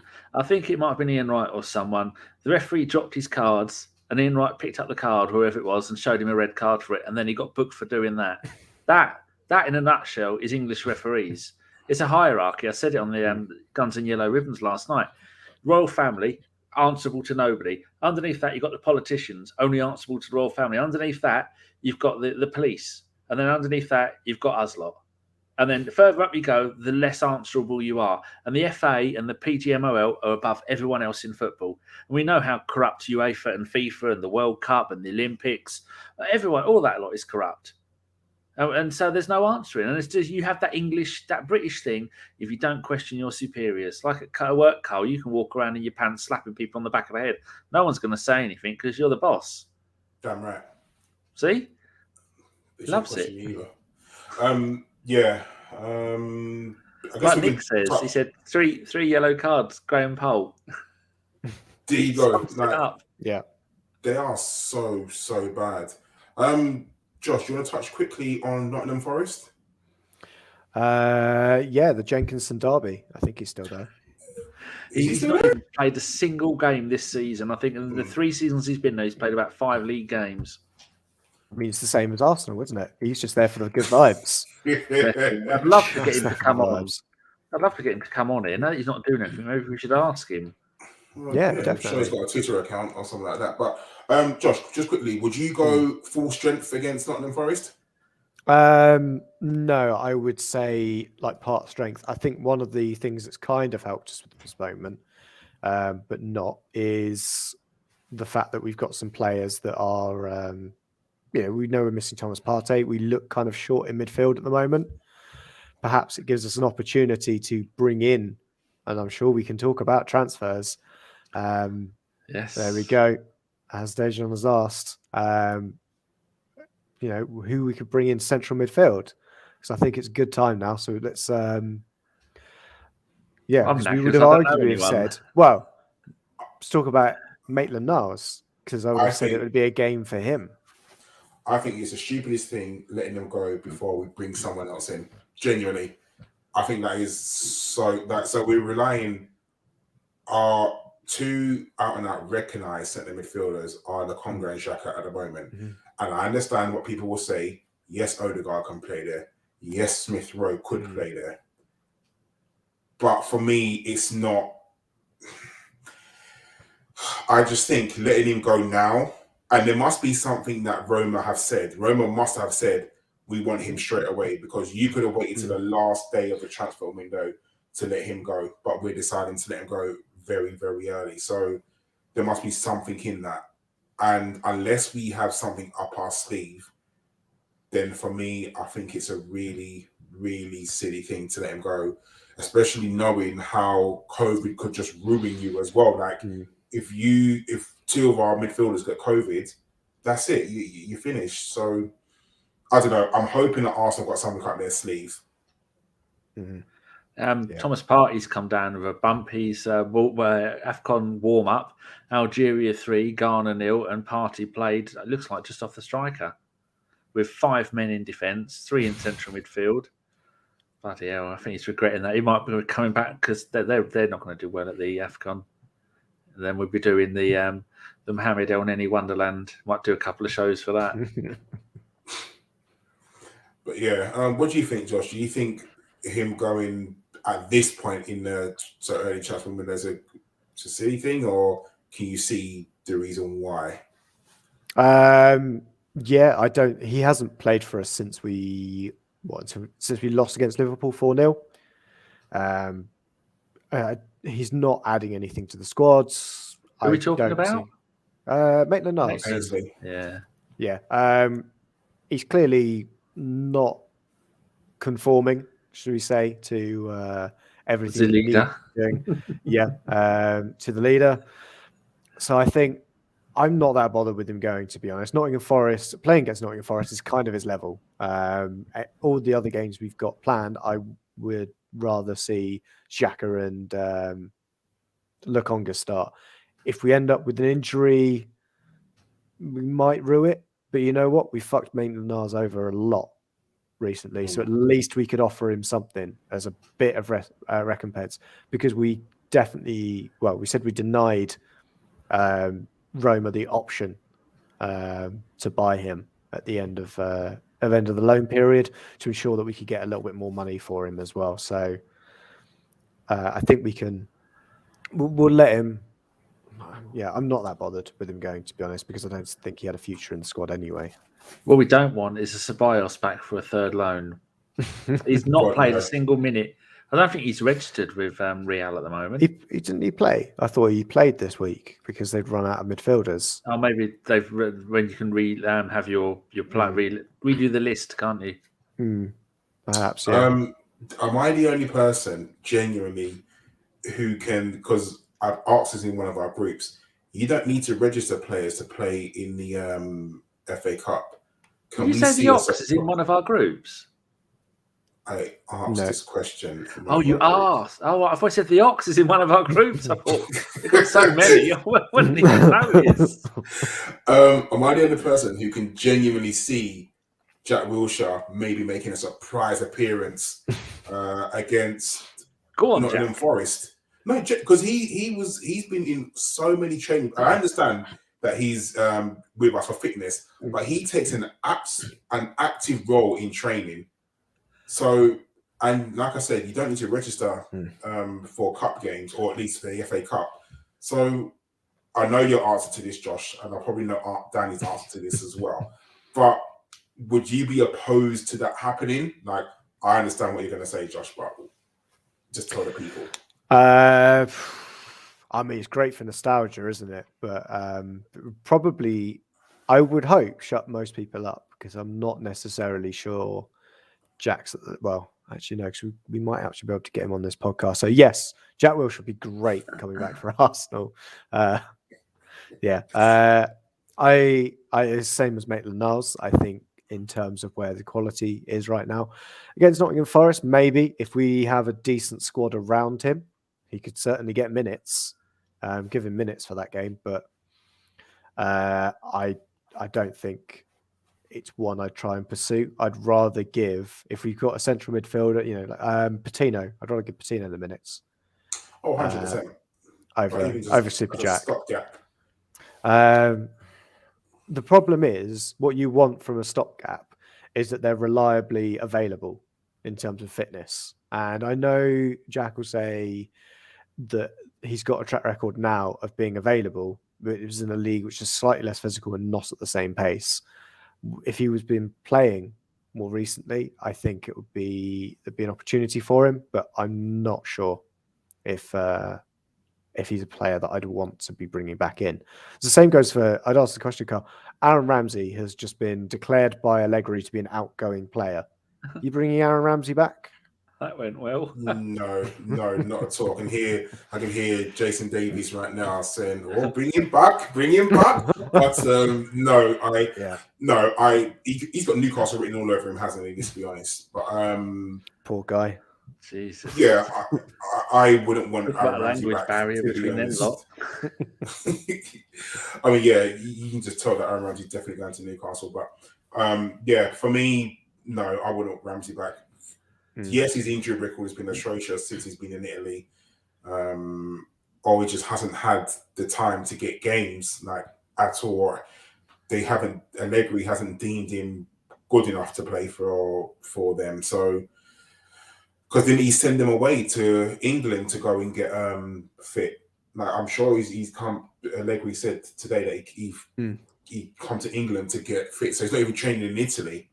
So that just says it all. Now. Like, oh, he's in the country now, is he? Yeah, he'd returned from being in England. So, yeah, but for me, No, Ramsey. I mean, I guess like you said, Josh, even just for nostalgic reasons, that's the only reason why I want Wilshere back. I wouldn't have him in probably the league starting lineup. Like, I wouldn't want him to be registered to play, against Tottenham. Put it that way. Like, I would never that. But for Nottingham Forest, would I sort of, put him in the squad? I probably would, because you can play for up to 2 clubs, can't you? 3 clubs in the season. So the calendar year. Yeah, so if you said, you know what, we'll keep you back to Nottingham Forest, show what you can do, don't get injured, don't let him kick your ankles, and then another club might say, oh, he's not actually too bad, can't play for us. Yeah. But like you said, if it's over him and Patino, I'm giving the minutes to Patino all day. A bit much for a young man, isn't it? No, get Jack back. Even Arteta said he's been one of the fittest players, getting involved in everything, and we need a leader on the pitch when Xhaka gets sent off every other game. So it's no question. He's 30 years old. A couple of days ago, 4 days ago. Happy birthday, Jack! 1st of January. And it's not gonna. He's going to give everything, and then he knows what the club's like. There's no settling in period. He's been training and doing all that stuff with all the players already. And there is no downside to Charlie Patino coming in. I mean, yes, he's got a 100% goal record. He's the only player in Arsenal's history that I know of. But that's too much for a kid to come in and play some games, maybe. But no, Jack's the answer. You watch, Jack's back. You better the question? Oh gosh. Should we get into listeners' questions? Yeah, I think we can get into some questions. Do you want to do them, Josh? While I'm just flaking today's show. I've done 412 shows in a row. Yeah, don't we know it? Karl, question for you. Hold on, Karl laughed a bit too much at that. How dare you, sir? Karl, what happens if Arsenal have a COVID break next week? Do Liverpool get a bye? This is from and 235-100. I'm not pressing any more buttons, Josh. You're in charge of bringing up all the highlights. Okay. Of course they do. Like, Liverpool will get a 5-0 win, forfeit, and then they'll also probably get all the match. We'll have to pay them all the gate receipts as well that we didn't play the game. It's just a joke, isn't it? Like, because if that does happen and we have an outbreak and we want that game postponed, when are you going to play any of those legs? So it's very weird. The EFL again have now set a precedent, haven't they? So if we want the game postponed, I'm sure Arteta can get COVID for a third time. So yeah, I don't know. I in all seriousness, I just think it's really silly. Like, I understand, but they could have fulfilled that fixture with some players. There's no doubt. I have no doubt Liverpool could have. They've just chosen not to. So yeah. I think they'd get a bye for that game, but they'd also get a bye for the league game that we've got outstanding with them as well, that got moved for, I can't remember what reason. Oh, for the Carabao Cup final. It's one of our games in hand that's coming up is against Liverpool. We also have a game in hand against Chelsea because the Club World Cup, as well as the other game. Was it Wolves that got moved? I can't remember. Wolves as well. We've got to play that game as well. Yeah. Danny, question for you from our very own Richard Catches Cash, your Egyptian brother from a different mother. How do we get younger and newer refs into football? Don't. Because Excellent. You get shit on from a great level by everybody. There is no respect for referees at the bottom, and you have to start at the bottom and work your way up. And when you've got dads scream, their 3-year-olds are playing football, and their dads are out with sniper rifles trying to kneecap the referees because because little Johnny had a goal disallowed. I mean, Richard coaches, I think they're under 12 girls, and he'll know better than any of us if what you can do with that. So maybe we'll save that for a week when Richard is on. Mm-hmm. But do you? So we have professional referees. Why can't you train Johnny from the street to be a referee if they are professional referees with training? Why do you need to start at Sunday League grassroots level? Yeah, it's not like they're doctors, is it? You can It's train not hard. but you can train anybody like to do any job in the world. So Apart from your why? job. You're too good at that. Far too good. But you kind of get what I'm saying, though. You can. Why can't you take someone from the street and train them up to be a professional referee? There's no reason why you have to be a Sunday League referee and work your way up if they're professional referees. Well, it's a closed shop, isn't it? They don't want people. They want to still be refereeing at 53 years old. I can barely bother to get out of bed most days, and I'm 51. They don't at 53. There's only now a route for what referees can now do. They can now sit in a box on their own, talking to BT Sport and getting abused by Jake Humphreys. I saw this last week. It was BT Sport. They had a Scottish bloke doing the hosting it all. It was shit because you couldn't understand a word he was saying. And then you had Robbie Savage and you had Chris Sutton there, and they had the referee. My God, they were going at him for 20 minutes and we'll explain this, we'll explain that, we'll do this. Well, how about that? It was almost like a gangbang. Poor bloke. He left that place dribbling from every orifice. Bloody hell.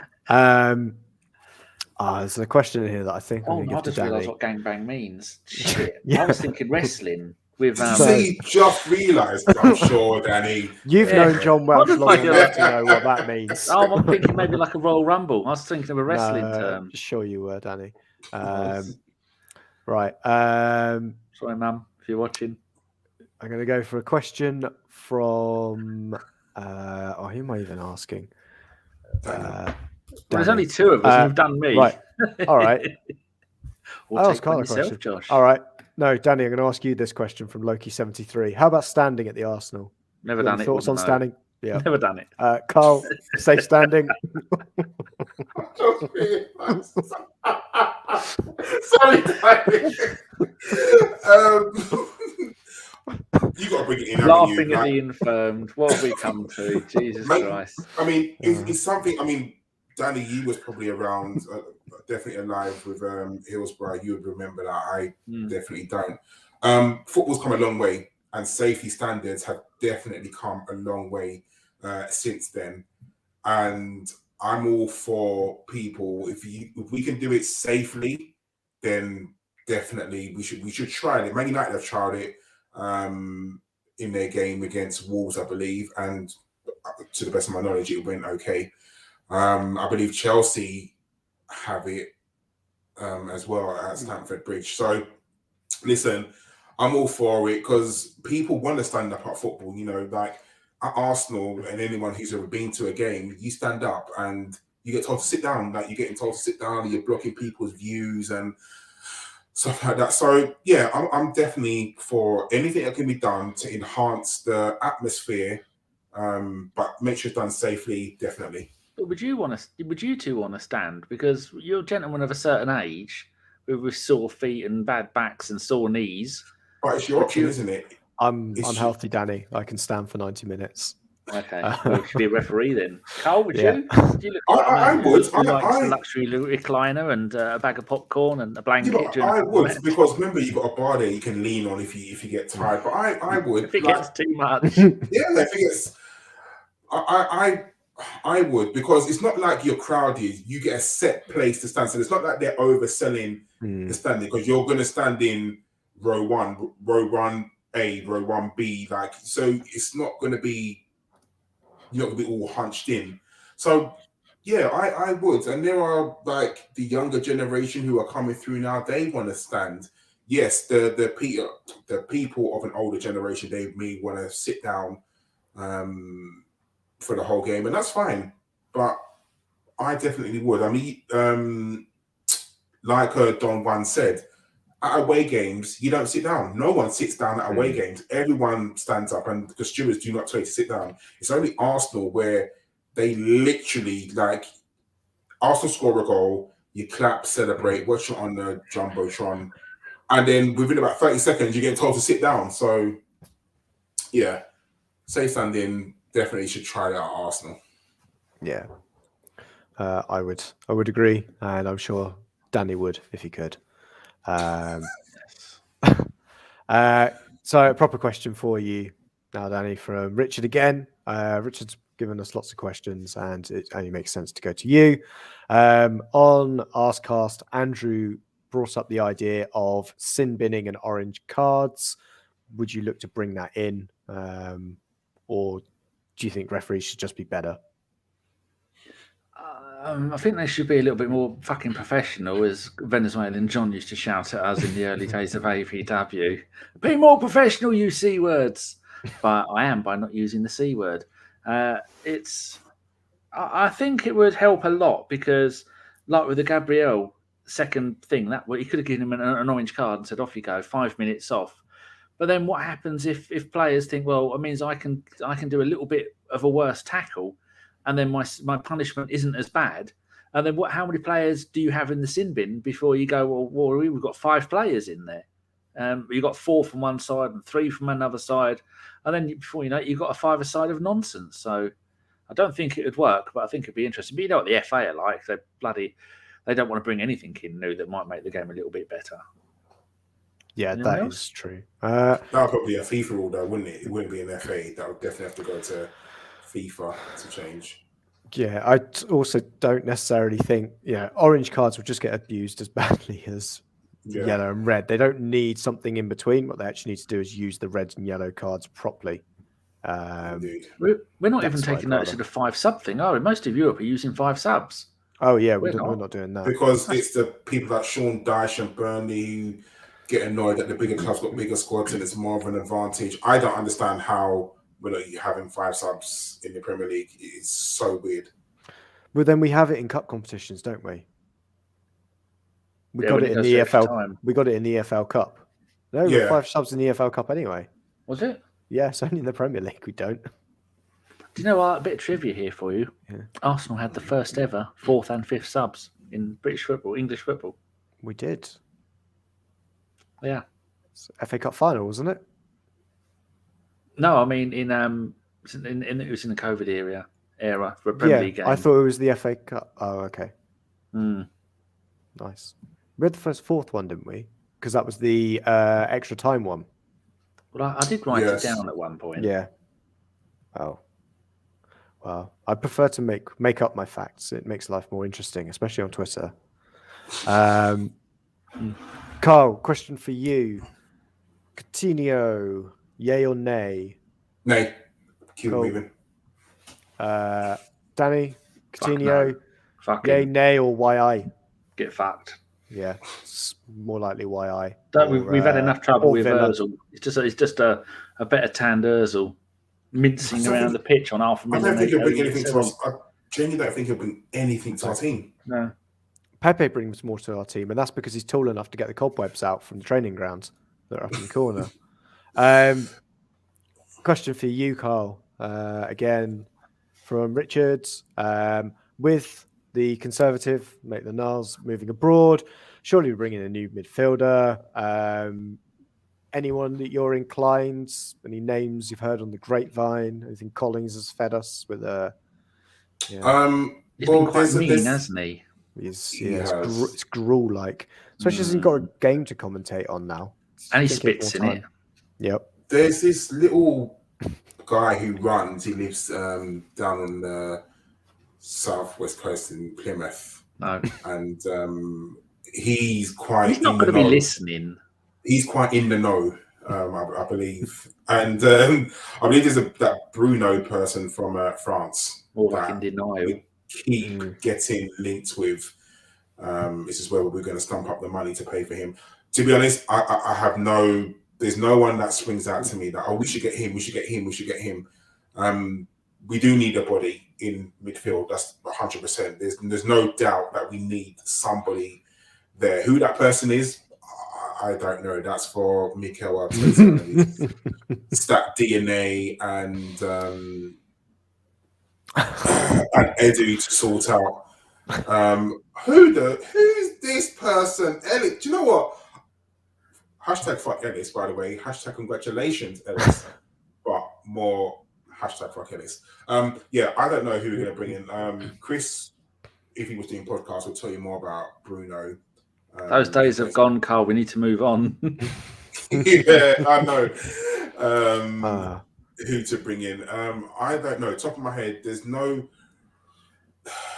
there is no one that stands out. January is a really hard time to buy players. I think really, really hard time to buy players because our people are really settled into their squads. If they're in Europe, they're not going to come to us to play non-European football.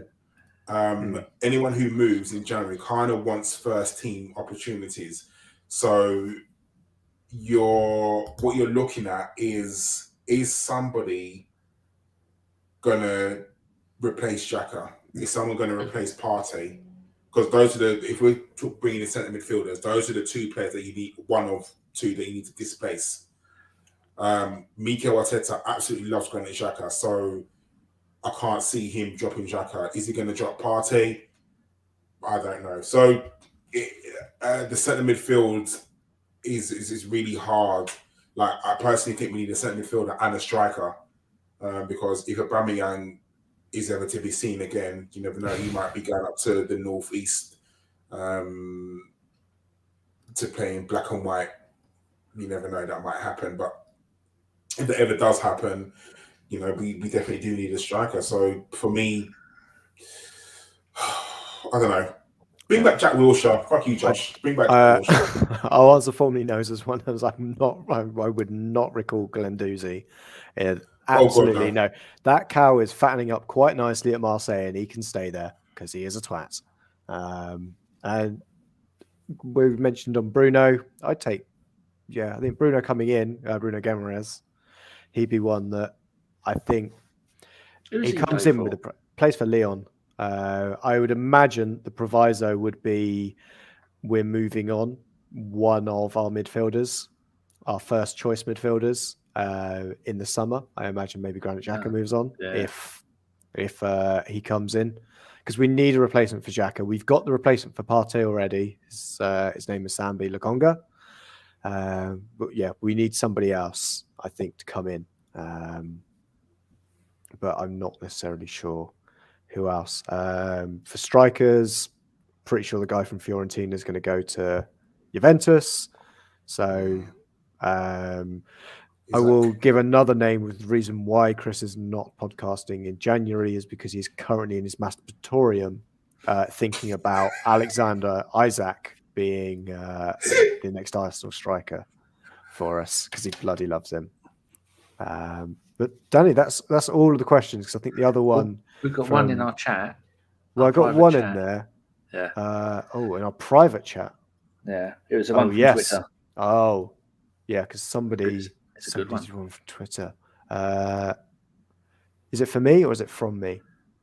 No, it's from Josh Robinson, 87. It's a good one. I think we'll all do it. But yeah, let's talk about some contracts. Lacazette, we offered him a 1-year deal.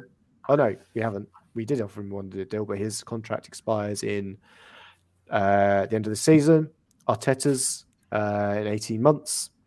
Saliba, at the end of 2024, Saka 2024.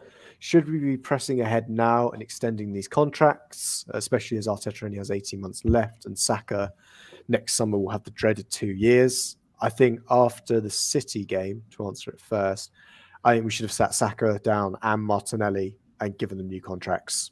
We should be working on new contracts for those two players already. Lacazette, we offered him a 1-year deal. I wouldn't offer him any more. But if I was Lacazette, I'd also turn down a 1-year deal.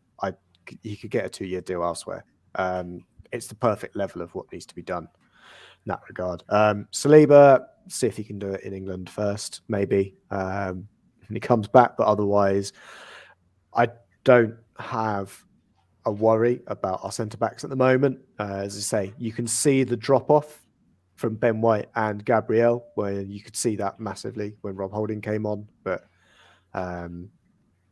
let's bring Saliba in, see what he can do, and if he will if he will sign a new contract when he comes back, great for him to keep his value. But otherwise, see what he can do in terms of in England. But does anyone else have any thoughts on if there's players that we should be pushing for contracts at the moment? I think you just got to say to... Go on, Karl. So I was going to say, I agree with you. Saka, Martinelli, definitely. Smith Rowe's just signed a new contract. Odegaard's just joined. Odegaard's just joined. Ben White's just joined. Ramsdale's just joined. Tomiyasu's just joined. Kieran Tierney, what's he got? Signed a new deal, didn't he? But we got Nuno Tavares, so if it ran down, so not worry. At the moment we're looking healthy, but I would definitely Saka his agent should be in negotiation with Arsenal at this precise moment. So should Martinelli. I definitely would give, like I said, a 1-year deal. But like you, Josh, if I'm like I said, I'm turning down that deal. If his heart lies in France, let's say that he could get a French. He could go back. He could go back to Lyon. He'll go back. Yeah, Lyon would welcome him back with open arms. Yeah, he could definitely get a team to get him. He'll bang in 50 goals a season until he's 40 in there. No, I would offer him a 1-year deal, and I would say, look, you're not going to be this. Even Aubameyang's definitely gone in the summer. That's 100%. But I would definitely say, look, you're not going to be the starting centre back, but you are. It almost like the reason why David Luiz was given a deal, like not the fact that he was a good player, but he was good for the dressing room. And I would say, maybe even if he's interested in the coaching role, you know what I mean, like something along them lines. But because I think, like I said, he's very good for the dressing room. You know, the way he talks to the younger players, I think he's a positive atmosphere in that dressing room as well.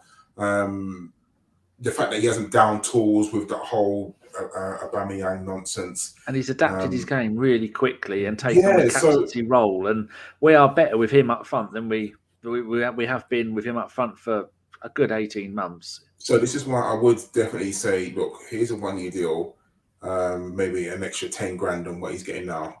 And just stay for a year and help. And there's a coaching role for you if you want it at the end of your deal. So that's he's not getting that much money in France, is he? I mean, if he goes back to France, he'll probably get 50, 60 grand a week maximum.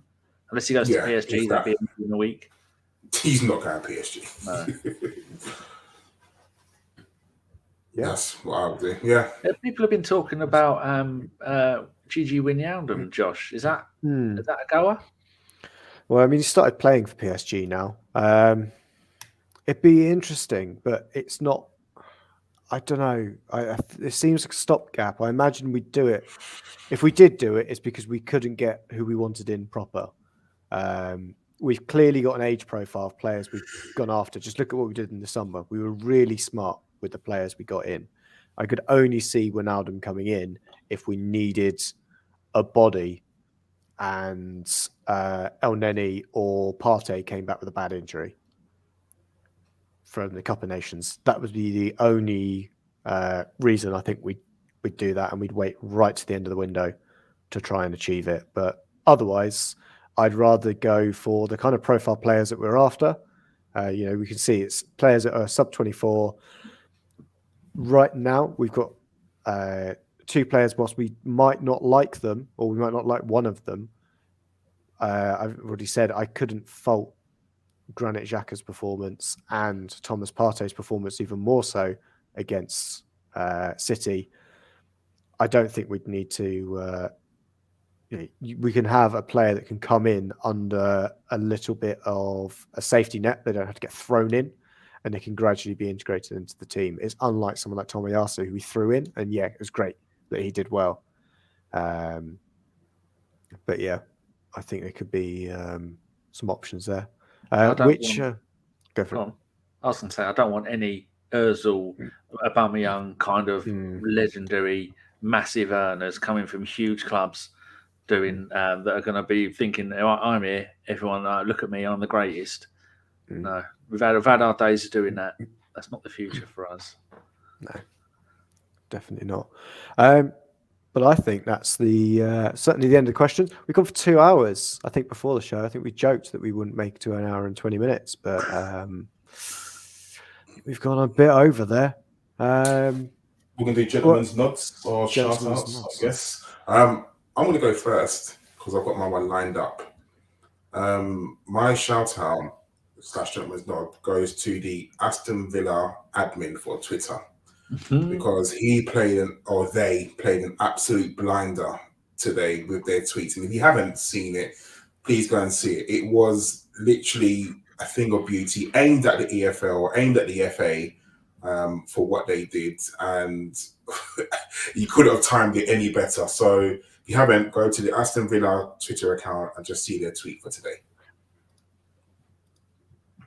Josh, who's your shout out to? I forgot we do these. I don't know. Who am I going to give a shout out to? Big Kev, because you done nothing but annoy him in the last show you were on with him. Did I annoy him in the last show? Maybe I did. Yeah, probably Big Kev. Or did we do one for Ellis? Did we give Ellis a shout out for him being daddy now? I think we should. I think we should give him a shout out. You know, he came in here, and if he does listen to the podcast, this would be a little bit extra for him to say congratulations to him, to his partner, and to, the two girls he's already got as well. So yeah, congratulations, Ellis. Here's to many sleepless nights for you. Good luck. Whilst saving the world at the same time from some kind of tickly cough. Yeah, that's all. But he's off at the moment, and the poor boy's actually got a chance to watch some games, and they've all been cancelled. Yeah, so I think everyone knows. We can say well done to him and Silla. I think everyone knows that's Silla, and family of 5 now. Wonderful. Yeah, and it's he will be aging. Look at that smile. I mean, I've already seen him now. His hair's a mess. He looks like the second coming of Jesus. He's an absolute wreck. He probably gets 2 hours sleep a night, and then he's living with 4 women. Good luck with that. You're never going to be right ever again. It's just going to be him and Stampy the cat. That's going to be it. They're just going to barricade themselves in. Yeah. Yes. Danny, who is your shout out? Gentleman's nod. Who are you throwing it to? Fergus and Trev on the Guns and Yellow Rhythms podcast. I was on there last night, and it's really good talking to blokes that are my kind of era that remember stuff rather than being these snotty little 16-year-olds that the last time we were any good, they were still in nappies, but yet they know it all and blog about it. The useless little fucks. And they think they know everything. And when you correct them, they block you. Twats. So, and also good luck to this man. All the El Nennies playing in the AFCON coming up soon. It's for me and Richard. It's come on, the Egypt lad. I think that's how they speak in Egypt. I want to say good luck to all our players, but I kind of want them back soon. So it's a bit weird. I mean, I think Senegal have got a really good team. Definitely Egypt as well. Do Ghana have one? I mean, like you said, Ghana lost today 3-0. Not looking good for them, are they? But Thomas Partey comes back after he gets knocked out of his 2-3 group games, then thinking. And just a quick note, people watch the African Cup of Nations. Like, genuinely, it's going to be a good tournament. I know it's not got a lot of good press in recent times because of their era. Sorry, not the time it's being played. But remember, this time next year, or this year, I guess, we'll be playing the World Cup, won't we? November 2022. Yeah, we'll be watching the World Cup. So it's a bit weird. But yeah, if you can, the games run at decent times as well. I think they're on at like 4 or 5 o'clock. Something it's only a couple of hours. 1, 4, and 7 for UK times for most of the group games. And then I imagine the round of the knockout rounds will be the kind of 7 o'clock fixture time. But yeah, Karl, as you say, and I just want to add as well, we supported Saka coming back late because he was in the Euros and involved into the final. We backed Martinelli, who was away at the Olympics at the beginning of the season and missed 3 or 4 games for that as well. We should be backing Thomas Partey. We should be backing El Neni. We should be backing Aubameyang and Pepe for their endeavours there, because this is their Continental Cup and there's a chance for them to come back with a trophy. I don't want Thomas Partey coming back all depressed because his country got knocked out in the first 3 games. I'd rather he went on 2 more games, won it, and came back buzzing. Do you know who they're playing? They got Morocco on Monday. I can't tell you all of them because I need to scroll all the way down. Morocco, Gabon. and then It's the Partey Aubameyang derby, Friday the 14th. Friday the 14th at 7 o'clock. Then on the 18th, it's going to be the New York Cosmos. I think that's what that team is. Comoros. That's it, New York Cosmos. Pele will be playing in that. And Beckenbauer. So then the round of 16s at 4 o'clock and 7 o'clock, and then semi-finals are at 7. And then the finals at 7 o'clock as well. Because most people don't realise Africa is in a virtually straight line from the UK, and they're usually 2 hours ahead of us. Mm-hmm. So people think, well, it's just like America, where it's going to be 5, 6, 7, 8 hours behind. So, and you won't see more fans enjoying football than you will at the AFCON. They love it. It's played with such a great spirit as well. There's such a great atmosphere. AFCON games. It's one of my favourite tournaments to watch because you will see something hilarious as well. Like, what did you say? Thomas Partey playing as number 10, and at some point, someone is going to score from 40 yards. In that tournament. Always somebody scores there's always a ridiculous goal in the Cup of Nations, and it will be something like someone scores a scorpion kick from 40 yards into their own net. That'll be the goal. Yeah, and even the celebrations, you watch when some of the African teams score a goal. The celebrations are second to none. Yeah, second to none. So yeah, it's played with joy. And it'll be weird seeing top world-class players playing in a team equivalent to Barnet. And they're playing like with Partey playing wherever he can do the most damage as a brilliant player. It's like watching Poland, but every team is Poland. They've all got a Lewandowski somewhere, but it just so happens that their Lewandowski's a left back.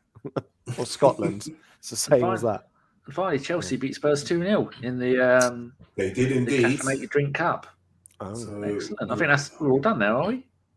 We are indeed. Yeah. Definitely. We've run a bit long, but we had a lot to talk about. Next game is Nottingham Forest in the FA Cup. Hopefully. Hopefully. I mean, hopefully that game's going to be played and we should win it and we get the trophy back. That Friday night. Friday night, Karl. I'll be doing an Arsenal quiz on the Mr. Arsenal channel with Ryan's channel. So if anyone's bored, Friday night about 7:30, come along and watch the quiz. It's usually be me against Rich B, and the rest of them cheating. We're definitely supporting Danny in that. Josh, as always, it is really good to pod with you. It has been excellent to be back with you, Karl, and of course Danny as well. Danny, he has to be here.